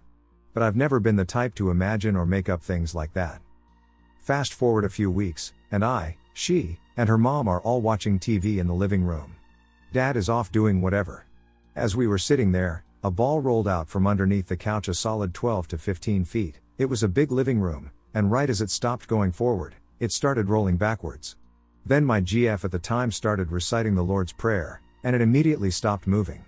I grew up going to church regularly but am no longer organizationally religious, if that matters. When I tell you I've never felt such a sense of helplessness wash over me in an instant. I truly learned what it means to be frozen in fear. It doesn't matter how tough, macho, or strong you are, etc. When something operating on a different light spectrum is manipulating the environment around you, it is unbelievably terrifying, and any bravado you think you have all goes right out the window. I was genuinely terrified. Needless to say, I left immediately, and I don't think I ever went back. We ended up breaking up not long after. I have now become a firm believer. No further proof is necessary for me. In the 90s I rented an attic room with a mattress on the floor in an old rural house with a bunch of other post-hippie/hipster kids. To get to my room, you had to walk up a flight of carpeted stairs to the second floor and then walk up a flight of bare wooden stairs, open a door, and walk down a hallway to get to my room on the right. Everything past the carpeted stairs was old wood that creaked and popped when you stepped on it. One night I came home late after delivering pizzas, and everyone was already asleep, so with nothing to do and no one to talk to, I just went up to my attic room and went to bed. Probably around 1 a.m., just as I was falling asleep, I heard the sound of someone walking up the second flight of steps. They weren't trying to be quiet, it sounded like someone in boots or dress shoes just stomping their way up the stairs. I heard the doorknob at the top of the steps turn and the door creak open. Then I heard cautious and deliberate steps coming down the hallway toward my door. At this point, I felt a bit nervous because there was no reason for anyone I lived with to be in that part of the house. If they were there, it meant they were coming to see me, and they would usually announce themselves and ask if I wanted to have a drink or hang out. This wasn't a matter of I think I hear someone coming. No, my bed was against the wall shared with the hallway, and I could practically feel each footstep. There was something about the deliberate footsteps and the way they slowed just before my door. And then silence. Whoever it was, they had stopped right outside my door. The door to my room didn't have a lock, so after a few seconds when no one knocked or said anything, I started to get scared. I held my breath to see if I could hear anything on the other side of the door, but I heard nothing. Every time I'd think to myself, I'll just bolt to my feet, turn on the light, and open the door, I'd chicken out. I got so scared, and my heart pounded so hard that I could feel my heartbeat in my fingers. This went on for hours, and nothing happened. Finally, after the sun started coming up, I jumped up and yanked open the door. There was no one there. But the door to the attic was open. And I know I closed it because late at night I would always make a point of closing it as quietly as possible so I didn't bother my roommates. In the dead silence of the night there was no way someone standing outside my door could have walked back to the second floor door and made it back downstairs. I don't care if you stripped naked and laid down on the bare wood floor and took an hour to slowly, inch by inch, slither your way back to the door, I'd have heard that. And I heard nothing. Creepy but true. Before I start, I just want to say these are personal experiences, and none of this is made up. The reason I'm sharing this is, I don't really have anyone to talk to about this, so I just want your thoughts. There are too many things that have happened to note them all in here, so I'll just go over some that stand out to me. When I was little, Around 5 years old, I had this dream I could see myself sleeping, and I was floating above. I then floated over to my parents' room and saw my parents fast asleep. After that I don't remember anything. However, apparently at that exact moment my mom was having a similar dream where she saw me getting pulled out of the front door by some kind of shadow figure. Immediately at that same time my mom heard a scream and went out to see what was going on. She sees the front door wide open and me looking like I'm going back to sleep. I've chalked it up to astral projection or something, but really I don't know what that was. There's been a whole slew of other things that have happened that I won't get into right now, but what's been happening recently is really the main reason for sharing this. I keep hearing weird tapping and creaking noises in certain spots in my room at the weirdest moments. Not sure how to explain it, but other people who have heard it in my room admit the sound is weird but try to rationalize that the sound is the house settling. Also, it's worth noting this is not the same house I was in as that last story. Another thing that happened somewhat recently is that I was playing chess with my dad and had the pieces I had taken on the side of the table. Once the match is over, we go to put the pieces away and realize only one is missing. We both didn't drop anything or hide it. Literally searched the entire living room from top to bottom and never found the piece.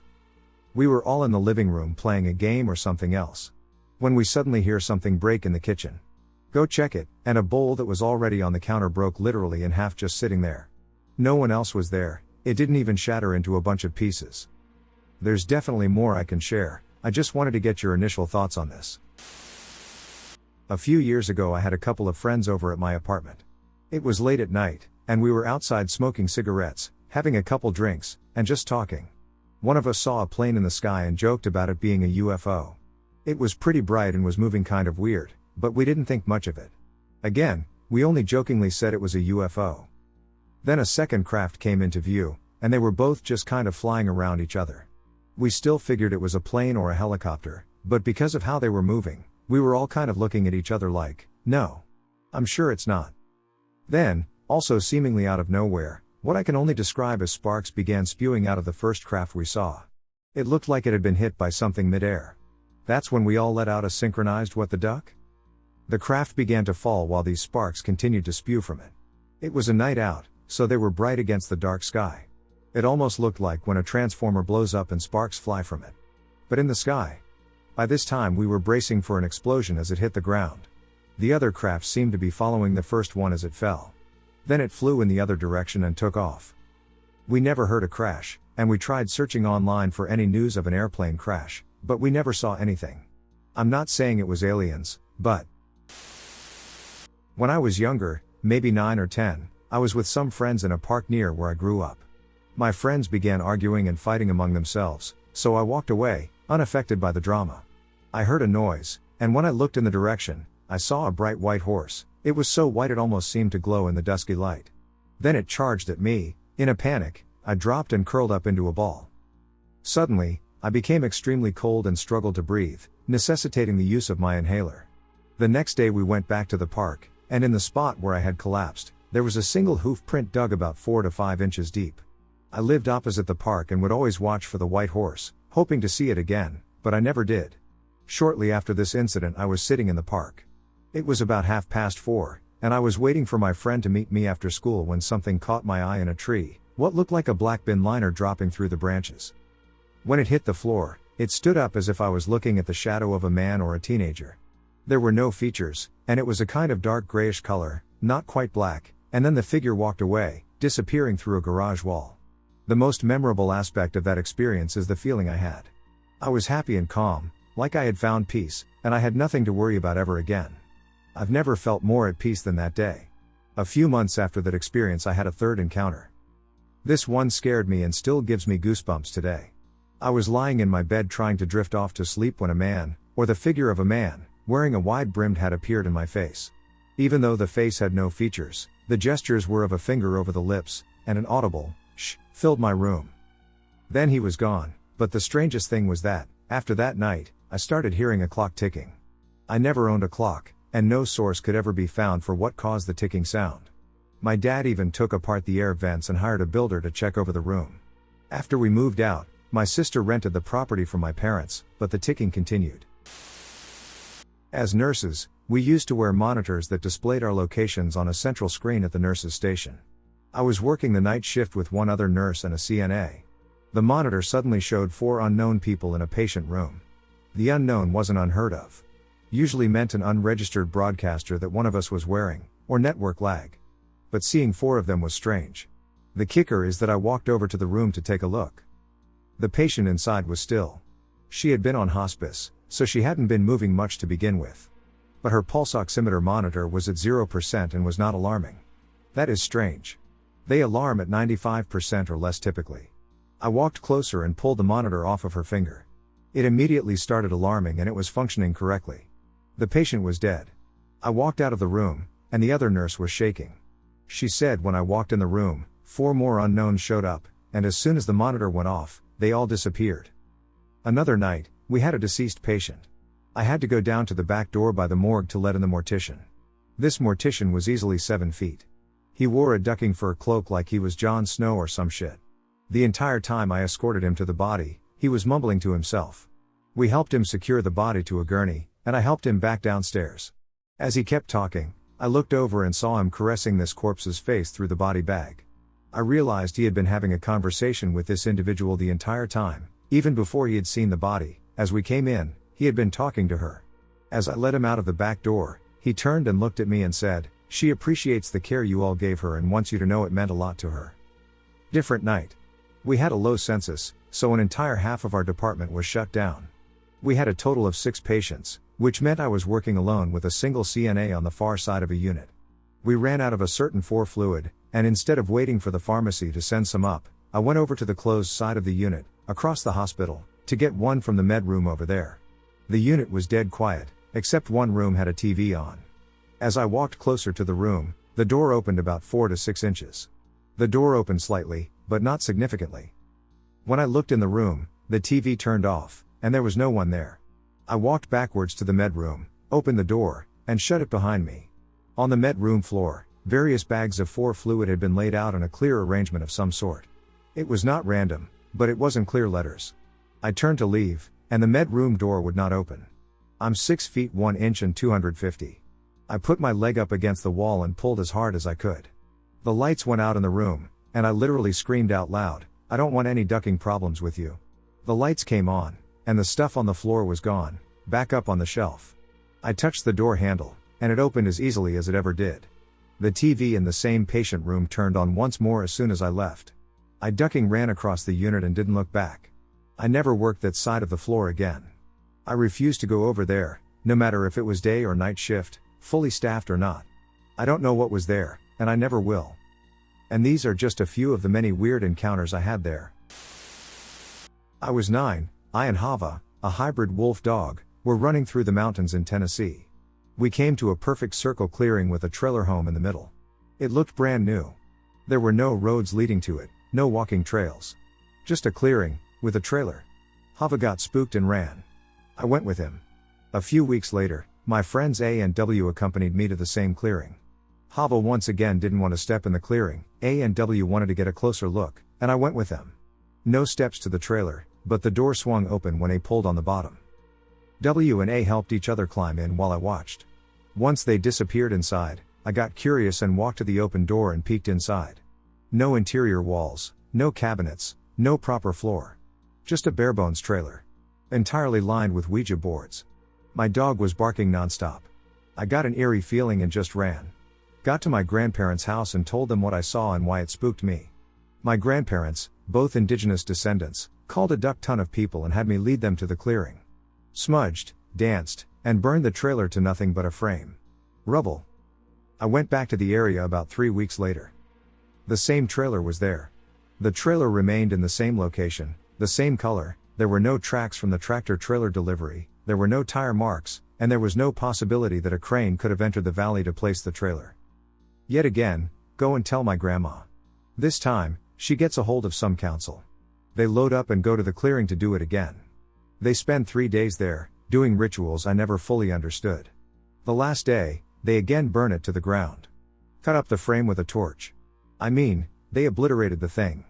They sprinkle ash on it, recite some ritual or prayers, and tell me to never return. I was spooked by it enough, I steered clear of the area.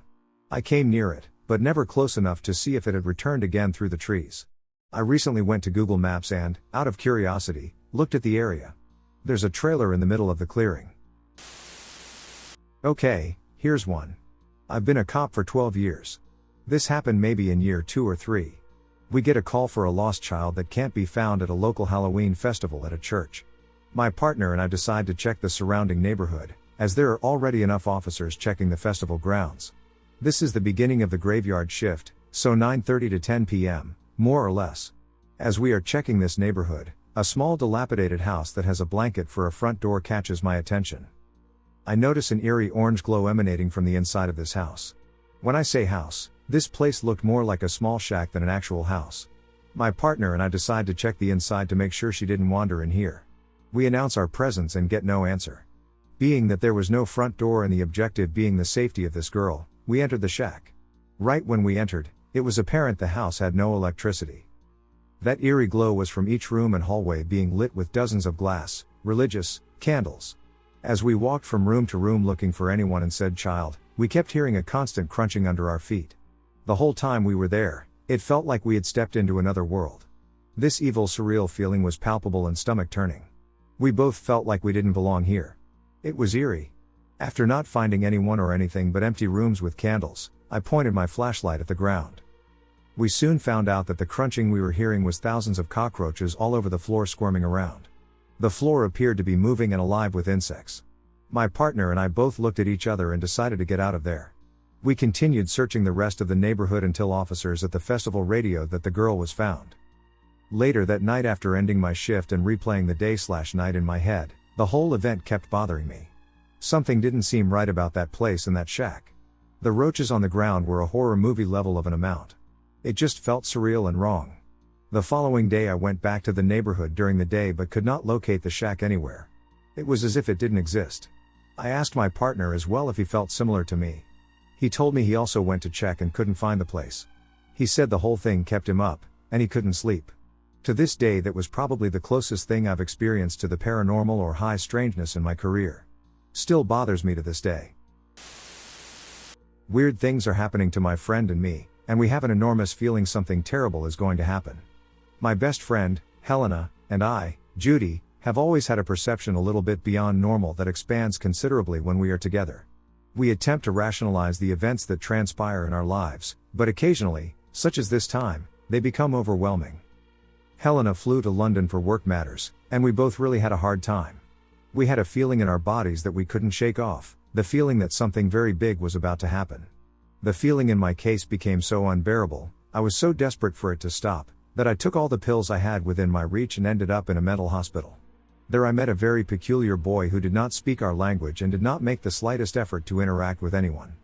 But when we sat next to each other, he started to talk to me. He explained very confusing things to me about different universes and the reality we are in. That as far as he knows there were several different dimensions, and he had been in some, assuring he had met me 9 different times. That this reality was a test and that if we passed it, we would go to other dimensions. Also, something about it always has to be 2. I have a lot of memory gaps in those days, so I only remember those things, and that he was trying to explain very dodgy things to me even though I could not understand them at the moment, but he wanted me to know them for some reason.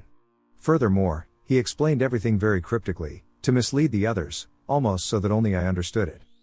When Helena returned from London, we hung out one night having an ice cream while we were walking. I explained some silly anecdote about a friend, and she said I had already explained that to her. I told her that it was impossible because it happened the day before, and until that moment I couldn't talk to her, and I didn't even explain it to anyone else. She finished the anecdote for me, and a chill enveloped us both. That's where the madness began. She had dreams in which reality was reflected. By that I mean, what she dreamed of would actually happen later that very day. Many times she didn't realize it until later because her brain interpreted information she didn't know at the time in a somewhat different manner, such as, for example, seeing a famous Australian celebrity because she herself did not know an Australian person at the time, whom she met later that day. It got to a point where every morning we explained our dreams, just to get that information and also kind of to confirm that this wasn't our paranoia, Ike. As she had these premonitory dreams, she noticed they were about little things, as if someone was testing if the premonitory dreams really worked. But since her problem was that she never remembered dreams, the time period between the premonitory dream and the moment they came true started to shorten considerably, as if she had to know her dreams were mirroring our reality. One day she dreamed of someone very similar to her, like it was her, but at the same time, it wasn't. She, the Helena from the dream, started talking about this matter, sort of like sending signals. A few days after that, she had another dream where she drank water from a bottle that had little stones, which she swallowed, and suddenly she woke up very thirsty. When she drank water from her bottle, which has a powder to make it tasty, it was badly discarded, and it felt like stones in her throat, just like what she dreamt minutes before. At the same time, I had very long dreams of parallel realities, I don't know how to describe it better, that were very similar to ours, but with small differences. In these dreams I would remember every detail when I woke up. The dreams normally lasted several days, sometimes more than a week. I would live every day to the full, and I would even acquire some habits that I do not have in my real life, such as going to the kitchen looking for some Fruit Loops instinctively for breakfast, even though here they neither sell them nor do I have breakfast at all. Myself from the other reality knows what is going to happen in ours, the great change that Helena and I do not stop perceiving, and tries to communicate with me through dreams to tell me something very important that to this day we still don't know. In a dream she gave me an understanding that the boy I met at the hospital had an important role and that we should listen to him. One night Helena and I had a sleepover. That same day she dreamed of everything we did that night, including the movie, which she had never seen before, and the dream ended very abruptly. She is convinced that that same night, she died. Not necessarily in our reality. The feeling was so terrible that she couldn't take it anymore and had to go home. It only smiled. I had a nightmare that started in an unfamiliar car with my family, my father, mother, and two younger brothers. My father is always driving, and my mother sits in the passenger's seat, while my two younger brothers and I sit in the back, and my younger brothers sit to the left of me. We stay on the road for a while, and it's at this point that I look to my left and can see a dark, long-limbed figure that I have seen in my dreams before appear, and I know something bad is about to happen because every time I see the figure appear, someone always has to die, and I can't stop it. But as it sits there with its hands on its knees in a position that looks to be very uncomfortable, it turns its head to me and smiles, shining its pearly white teeth, and doesn't say anything, it just stares with its non-existent eyes and smiles. I look away for a moment and decide to look back to see that the figure is gone. I hear a loud horn from an oncoming vehicle and can feel it as the two vehicles smash against each other. Our car is knocked off the road and rolls, and I can hear the screams of terror coming from my family. As the car halts and turns upside down, the screams stop, and I can't get out due to my leg being stuck, but I can see my family is not moving one bit, their bodies covered in glass shards. The crash had killed them. I look up and see the figure right in front of me on its hands and knees, smiling and looking at me as my body begins to feel weak and continues to feel weaker and weaker, but the dark figure seems to be taking enjoyment from seeing me die as its smile grows bigger and bigger, and it reaches one hand out and touches my forehead as my vision begins to blur and get darker, and soon I can't see anything, but I can hear something laughing in such a manner that you know it's not human. The laughing becomes louder and more distorted, and it is then that I wake up. Even after I have woken up, I can still see the damn thing out of the corner of my eye, and it still shines that pearly white smile. Creeper in the woods. The following happened, spookily enough, 2 weeks ago during the night of Friday the 13th. I, my girlfriend, and 3 other friends were at the time tripping through Europe. Usually we tried to find a campsite where we could safely set up our tents for the night, but since some locations we visited were really off the grid, we sometimes resorted to sleeping in the wilderness. We did this about 3 times without, despite the usually creepy surroundings, any significant incidents. The last night of our trip, however, gave us a bit of a scare.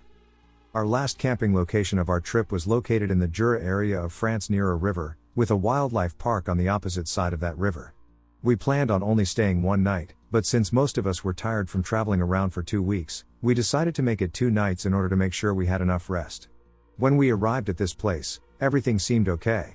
It was a densely wooded area with mostly unpaved roads, of which most were dead ends, and it seemed to be a very quiet, unpopulated place. While driving through the woods, we found a road that led to the riverbed. As we drove down, we noticed loud/drunk people were already there. I jumped out of the car with 2 others to ask, in my best possible French, these people what they were doing there. They answered they were fishing there and that they would be staying there for a couple of nights. I asked if we could stay the night, and they said yes, but we all felt they weren't the kind of people we wanted to spend the night with, so we looked for another place. This encounter is important for the story. We jumped back into the car, and after debating what we should do, we decided to drive further along the road in order to see if there were any other roads that led to the riverbed. After only a couple of minutes of driving through this rough terrain, we find a road that leads to the most beautiful place I've ever seen. As it was already dark at this point, we didn't see what the road was like when we drove down, so at this moment we hardly noticed the mud and the rocks sticking out of it. After a bumpy descent, we reached our beautiful spot and set up our tents. Everything was perfect. The following day we were relaxing, swimming, and just having a good time when I and the main driver of the group, let's call him Joey, decided to go to a store to get some snacks/drinks. As we were driving up the road, we noticed what we hadn't seen the night before. Mud and a single giant rock were blocking our path. After discussing the issue, we decided to dig the bastard out, and we hoped that after that we could continue driving up the road. As we were digging, a man and his dog came down the road with an old SUV and saw us struggling with the rock. He seemed friendly, told us he was a local that wanted to go for a swim, and offered to tow us out of there.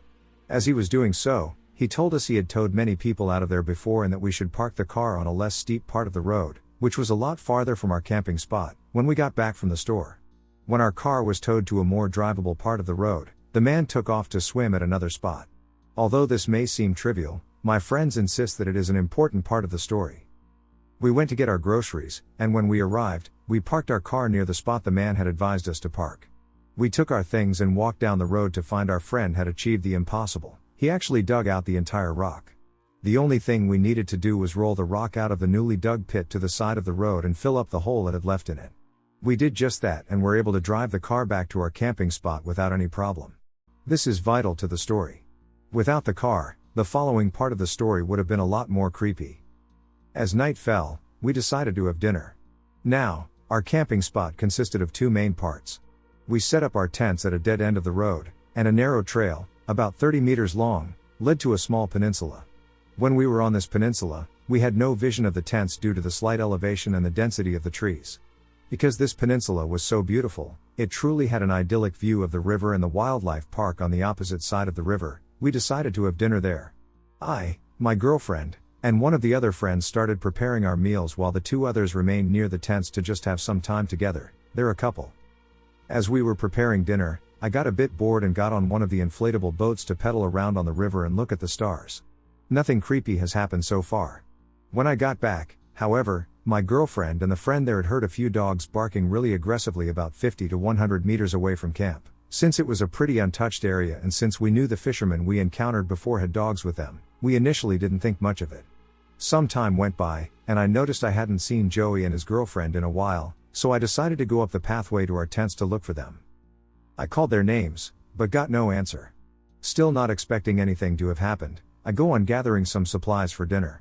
Suddenly, in the darkness, with only my torch to guide me, the two friends I was unable to locate darted down the road towards me, their panic palpable. In the meantime I heard the dogs barking again. This time they seemed closer than 100 meters. As my friends saw me, they started explaining what happened. They wandered off up the road, about 150 meters from the tents, to sit and watch the river or something when they heard footsteps coming in their direction. As they didn't have a torch or a phone with a light on them, they got scared. Joey started shouting, "Who's there?" but got no answer. They then decided to go back to camp. When they got up and started walking, they noticed the footsteps were still going in their direction. Terrified, they made the decision to flee, and as they did so, the footsteps behind them intensified, until Joey and his girlfriend found themselves near the car, illuminated by my light. Only when they stepped into my light did the footsteps stop. As they told me this, the dogs were still going crazy. Not knowing whether there was real danger, I decided to get into the car, which, thanks to the great digging work of our other friend, was near our tents. So we stepped in the car. I took the driver's seat while the other two sat in the back. I locked the car and put on the headlights, shining up the road. Of course, my girlfriend and the other friend were still on the peninsula cooking dinner. Joey got out to retrieve them while the dogs continued barking in the same way they had been before. When everyone got in the car, we tried to rationalize what happened. Joey seemed a bit more calm than before and shared my opinion. It was probably an animal, and the dogs we are hearing are probably reacting to that animal. The others, however, were not as convinced of that. Joey's girlfriend, who was the first to hear the footsteps, swears that they were definitely human. The others follow this idea, and ultimately, we decided to get our stuff and find another camping spot. It was about 1 a.m. at this point. As we weren't sure if it was safe outside, we remained in the car for a bit to check the surroundings and to hear if the barking would stop. The barking kept on going for a while but then suddenly stopped. When the barking stopped, I noticed a shadow crossing the road right where the headlights illuminated the ground. I have no clue what it was. But it was fast and indeed, as Joey's girlfriend stated, possibly human. After a while, I and the two other men got out of the car, and we started packing our stuff to head out. While the other two were packing, one of us kept a watch on the surrounding dark woods. We heard the dogs barking again, but not as close as before. Finally, when everything was packed, we got in the car and left. Now, I'm aware that the thing we encountered is possibly, or even likely, just an animal. I believe so too. But that's when the two things mentioned earlier play their part. We met the fishermen earlier on. They had dogs, not the sweet golden retriever types, and these guys seemed a bit eerie. Some of us thought it could have been these guys that tried to sneak up on us. Also, the friendly Frenchman who towed us off the road and advised us to park higher up the road was the only one who knew exactly where we were.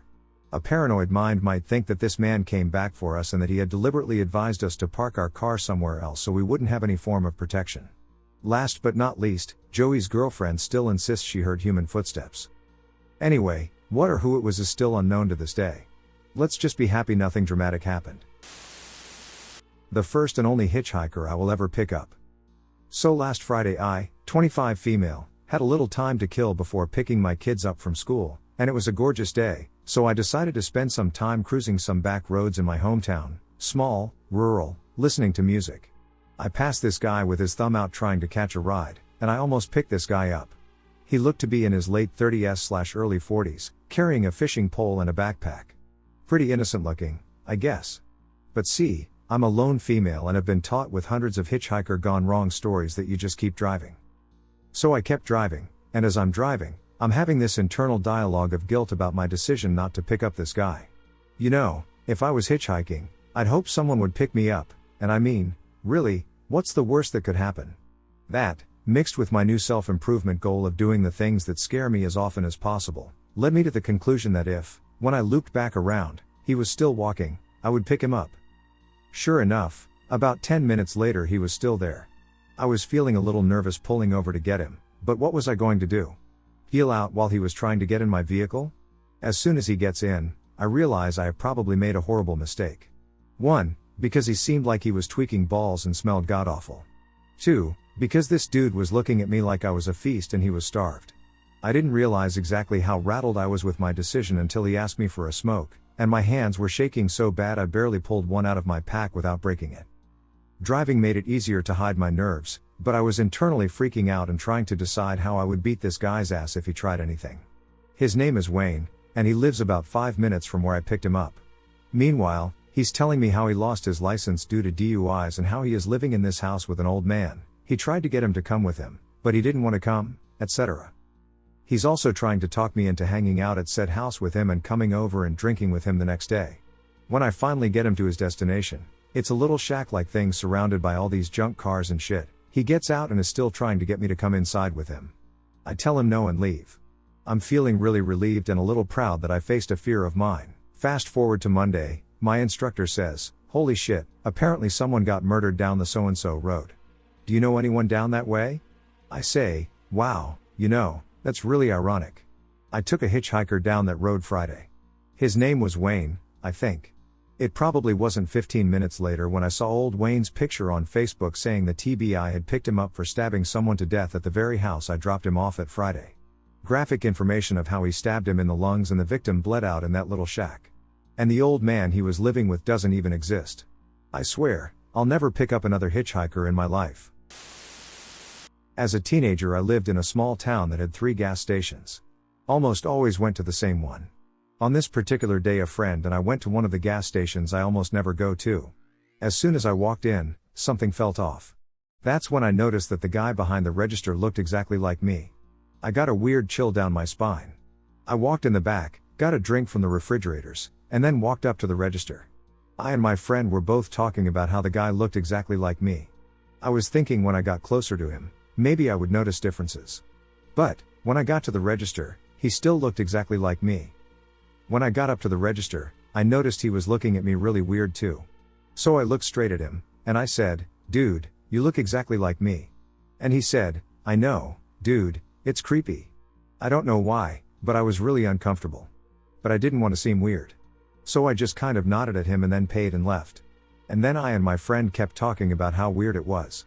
Over the next few months, I would drop in at that gas station, hoping to run into that guy and maybe actually strike up a conversation or something.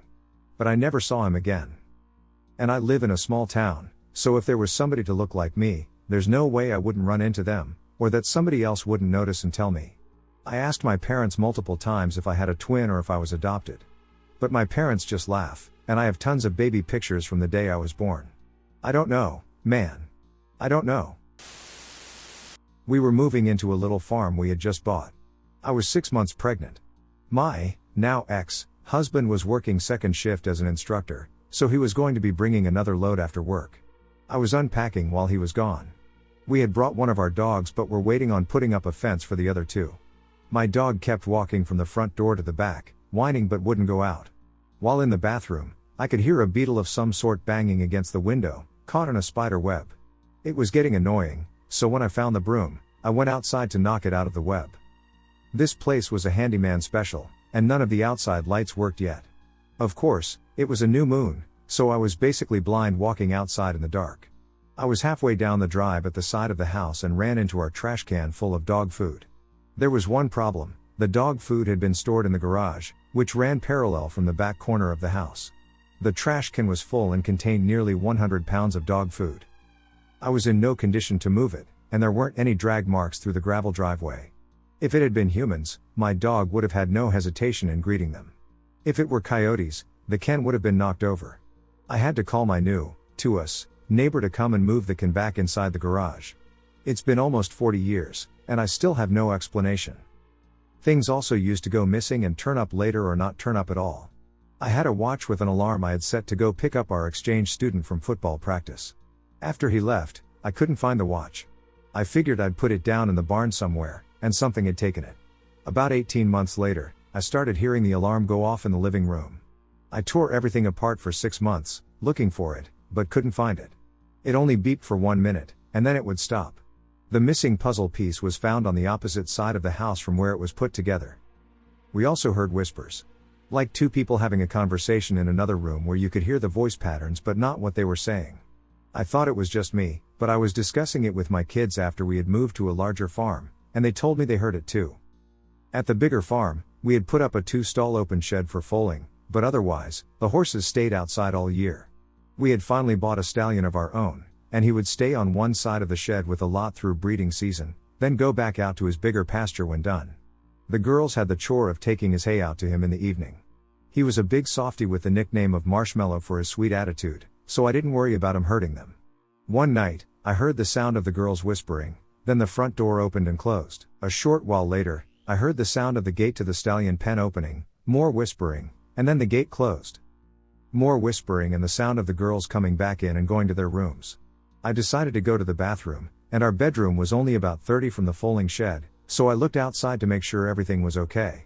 It was a full moon, so I could see the gate the girls would have to go through to get into the lot the stallion was in. I was not happy to see that the gate was left open. After I was done, I went outside to close the gate and clip it shut.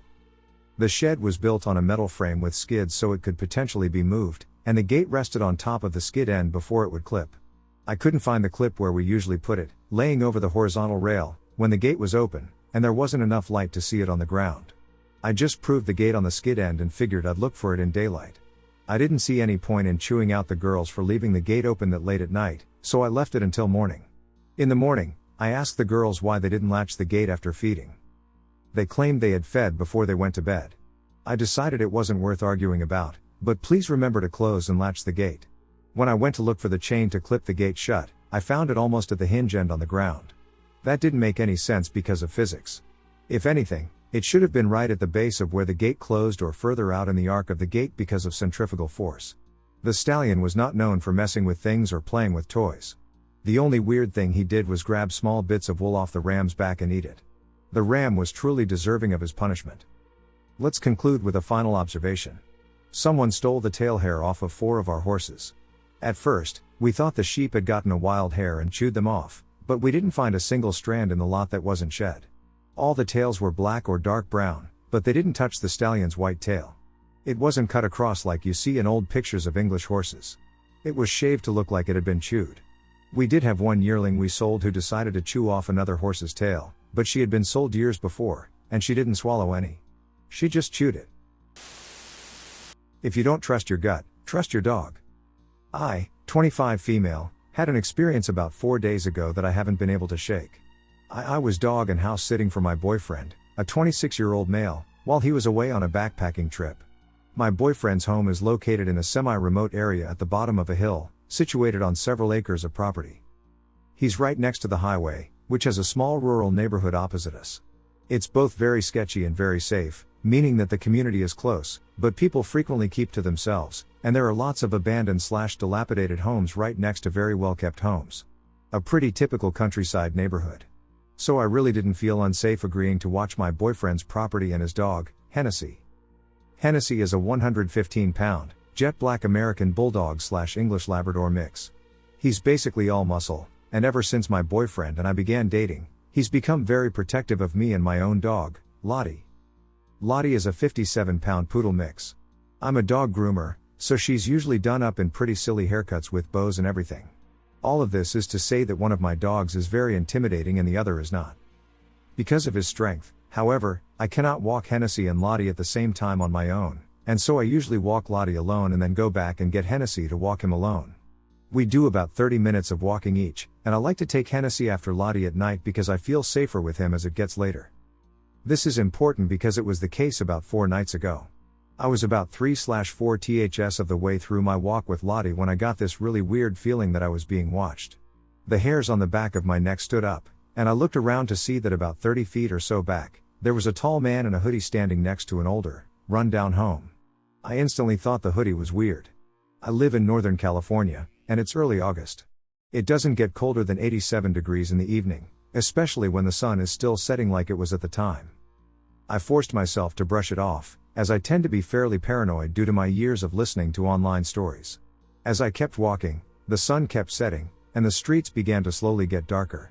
I would glance back from time to time and notice that the man was keeping pace with me, not breaking that 30-odd foot distance. If I turned a corner, so did he. If I sped up, so did he. Finally we reached the highway, and I crossed right before a car came speeding past, hoping that if the guy was following me, this would put some distance between him and myself, which it did. But that didn't stop him from continuing to follow me.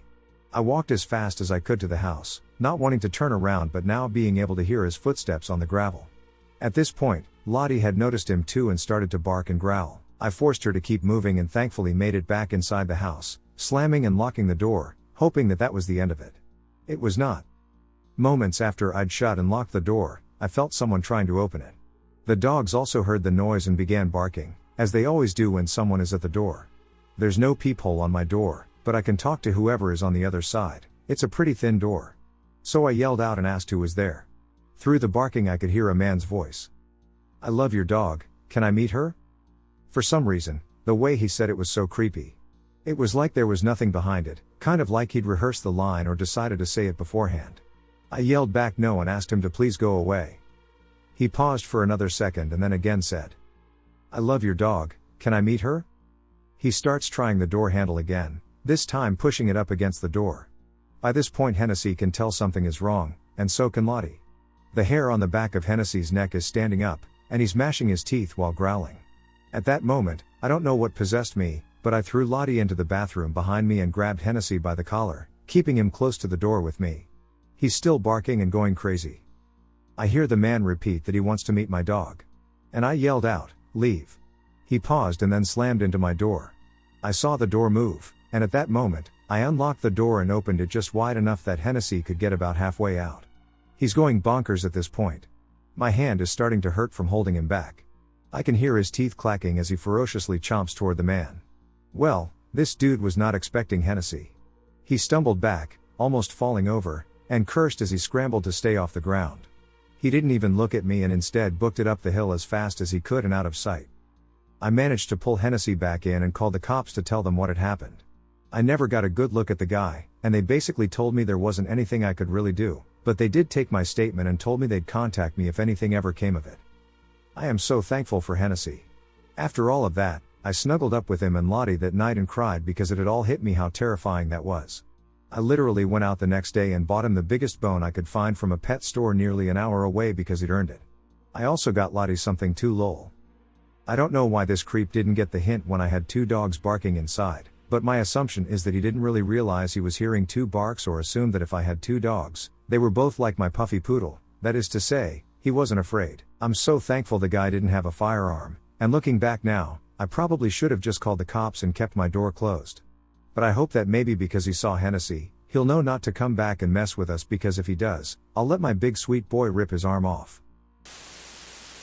What a strange girl. And a pack of wolves. I was texting with a girl I was interested in. We had hung out at my place playing pool and darts a few times, but we had yet to go on our first official date. During the course of our text conversation I had brought up my love for the outdoors and camping. She said she loved that stuff too. Let's go. This made me happy. I asked her when she wanted to do it. She said, right now, silly. Camping is something that you typically plan for at least a little bit, but I had all of the equipment, a fridge full of beer, and some food to throw over a fire.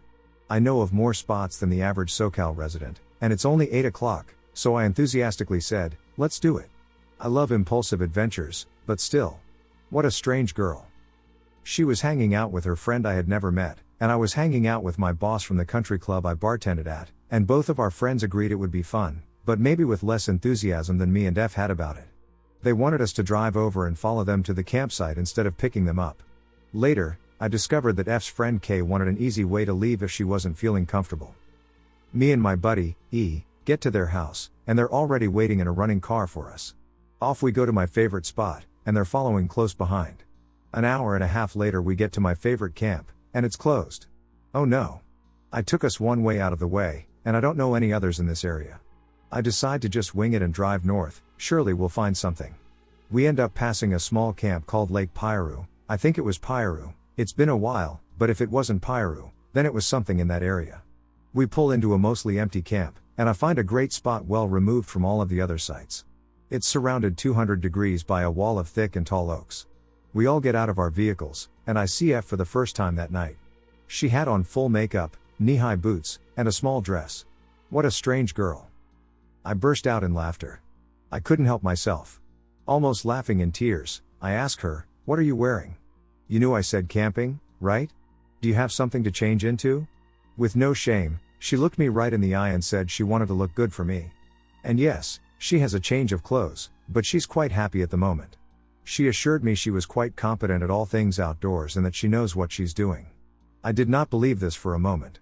Over the years she proved me wrong, showing herself to be accomplished at climbing and canyoneering, knowing more knots than me, and being able to swing an axe like a lumberjack. But at the time I was secretly thinking this had to be her first time in the woods. What a strange girl. Our friends didn't get along well.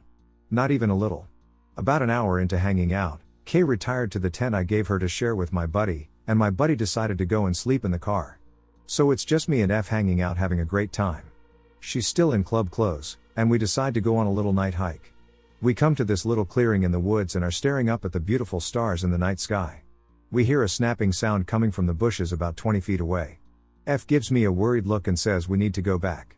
I try not to mock her when I tell her that the woods have animals. There's literally nothing to worry about in this area. The only thing that's even a little dangerous in these parts is a mountain lion, and we had a better chance of getting simultaneously struck by lightning and bitten by a shark than we had of a lion attacking a person and a half. She's tiny, dumb joke. She tells me she knows all of this stuff, but this is different. She insists she can sense danger and that we need to go now. What a strange girl. I could sense her genuine fear, so I didn't try to convince her of how irrational she was acting, and I decided to lead her back to camp. She relaxed for about 10 minutes, then was right back to her happy, extroverted self. She directed me to sit in a chair where I was facing the fire with the thickest of the woods directly in my line of sight behind that.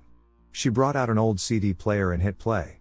Hallelujah by Leonard Cohen started playing as she walked behind the fire and started dancing seductively. Not trashy stripper seductive, but slow, classy, fluid movements. She was casting a 40-foot shadow on the wall of trees behind her. So what I was seeing was a bonfire, a beautiful F dancing directly behind the flames that were licking the night sky, and behind that a massive 40-foot giant shadow imitating her every move. Combined with it being the first time I had ever heard the Leonard Cohen song and the overall ambience, I was transported to another world. It was surreal. Beautiful. I think this is when I fell in love, but still. What a strange girl. I was speechless after her performance.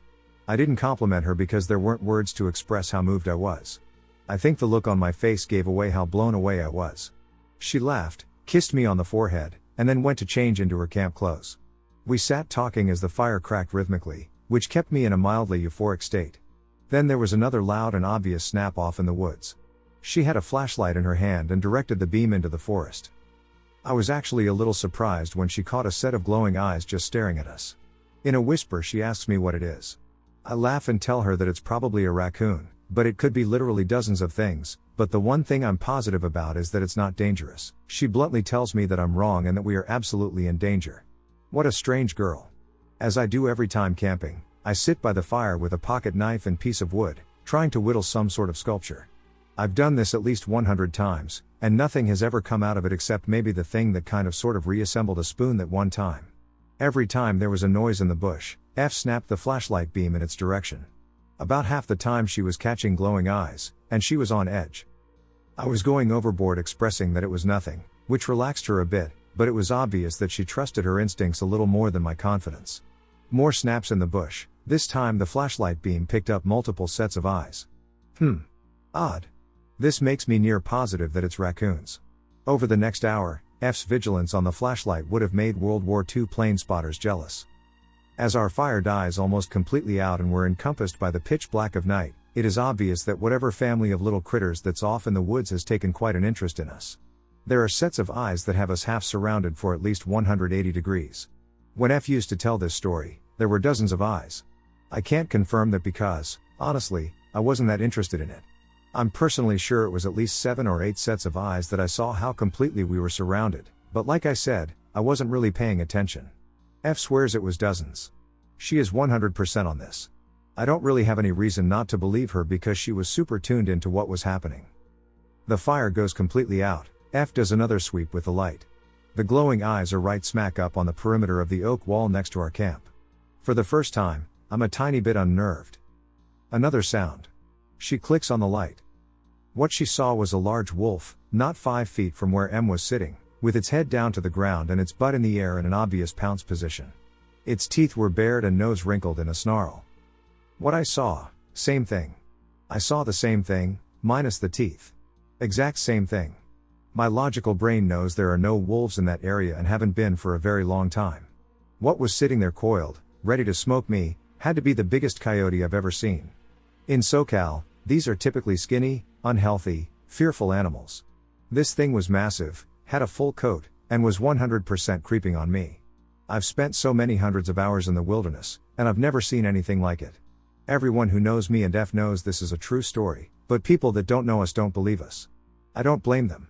It's so far removed from typical coyote characteristics that I can't even begin to explain it. But I swear on everything that it's true. So the wolf/coyote thing is ready to pounce, and in a moment that F isn't proud of, she drops the light and screams a blood-curdling scream that would have secured her as a B-movie horror actress for a generation. The light blinks out as it hits the ground, and I pop from my chair, blindly holding my little pocket knife in front of me. It only took a second or two to realize the coyote wasn't going to attack because it was literally almost on me. The attack would have happened already. I pick the light off the ground and give it some taps, and it comes to life. No wolf. No coyote. There were no glowing eyes visible. I think F's scream scared them back to Wyoming. E and K pop out of the car and tent, and people from other campsites come running up. We recount the story several times as new guests continue to arrive, eager to understand the cause of the commotion. F insists it was wolves. It couldn't have been wolves, but I won't argue with her since she has been right about everything else. K is so terrified that she pulls my friend E into her tent for her own protection. F and I calm down enough to crawl into our tent. About 30 minutes later, there's a 5.6 earthquake. She looks me in the eyes and quite seriously says we made that happen. What a strange girl. In loving memory of FFG. I miss you. You always explained this better than I did.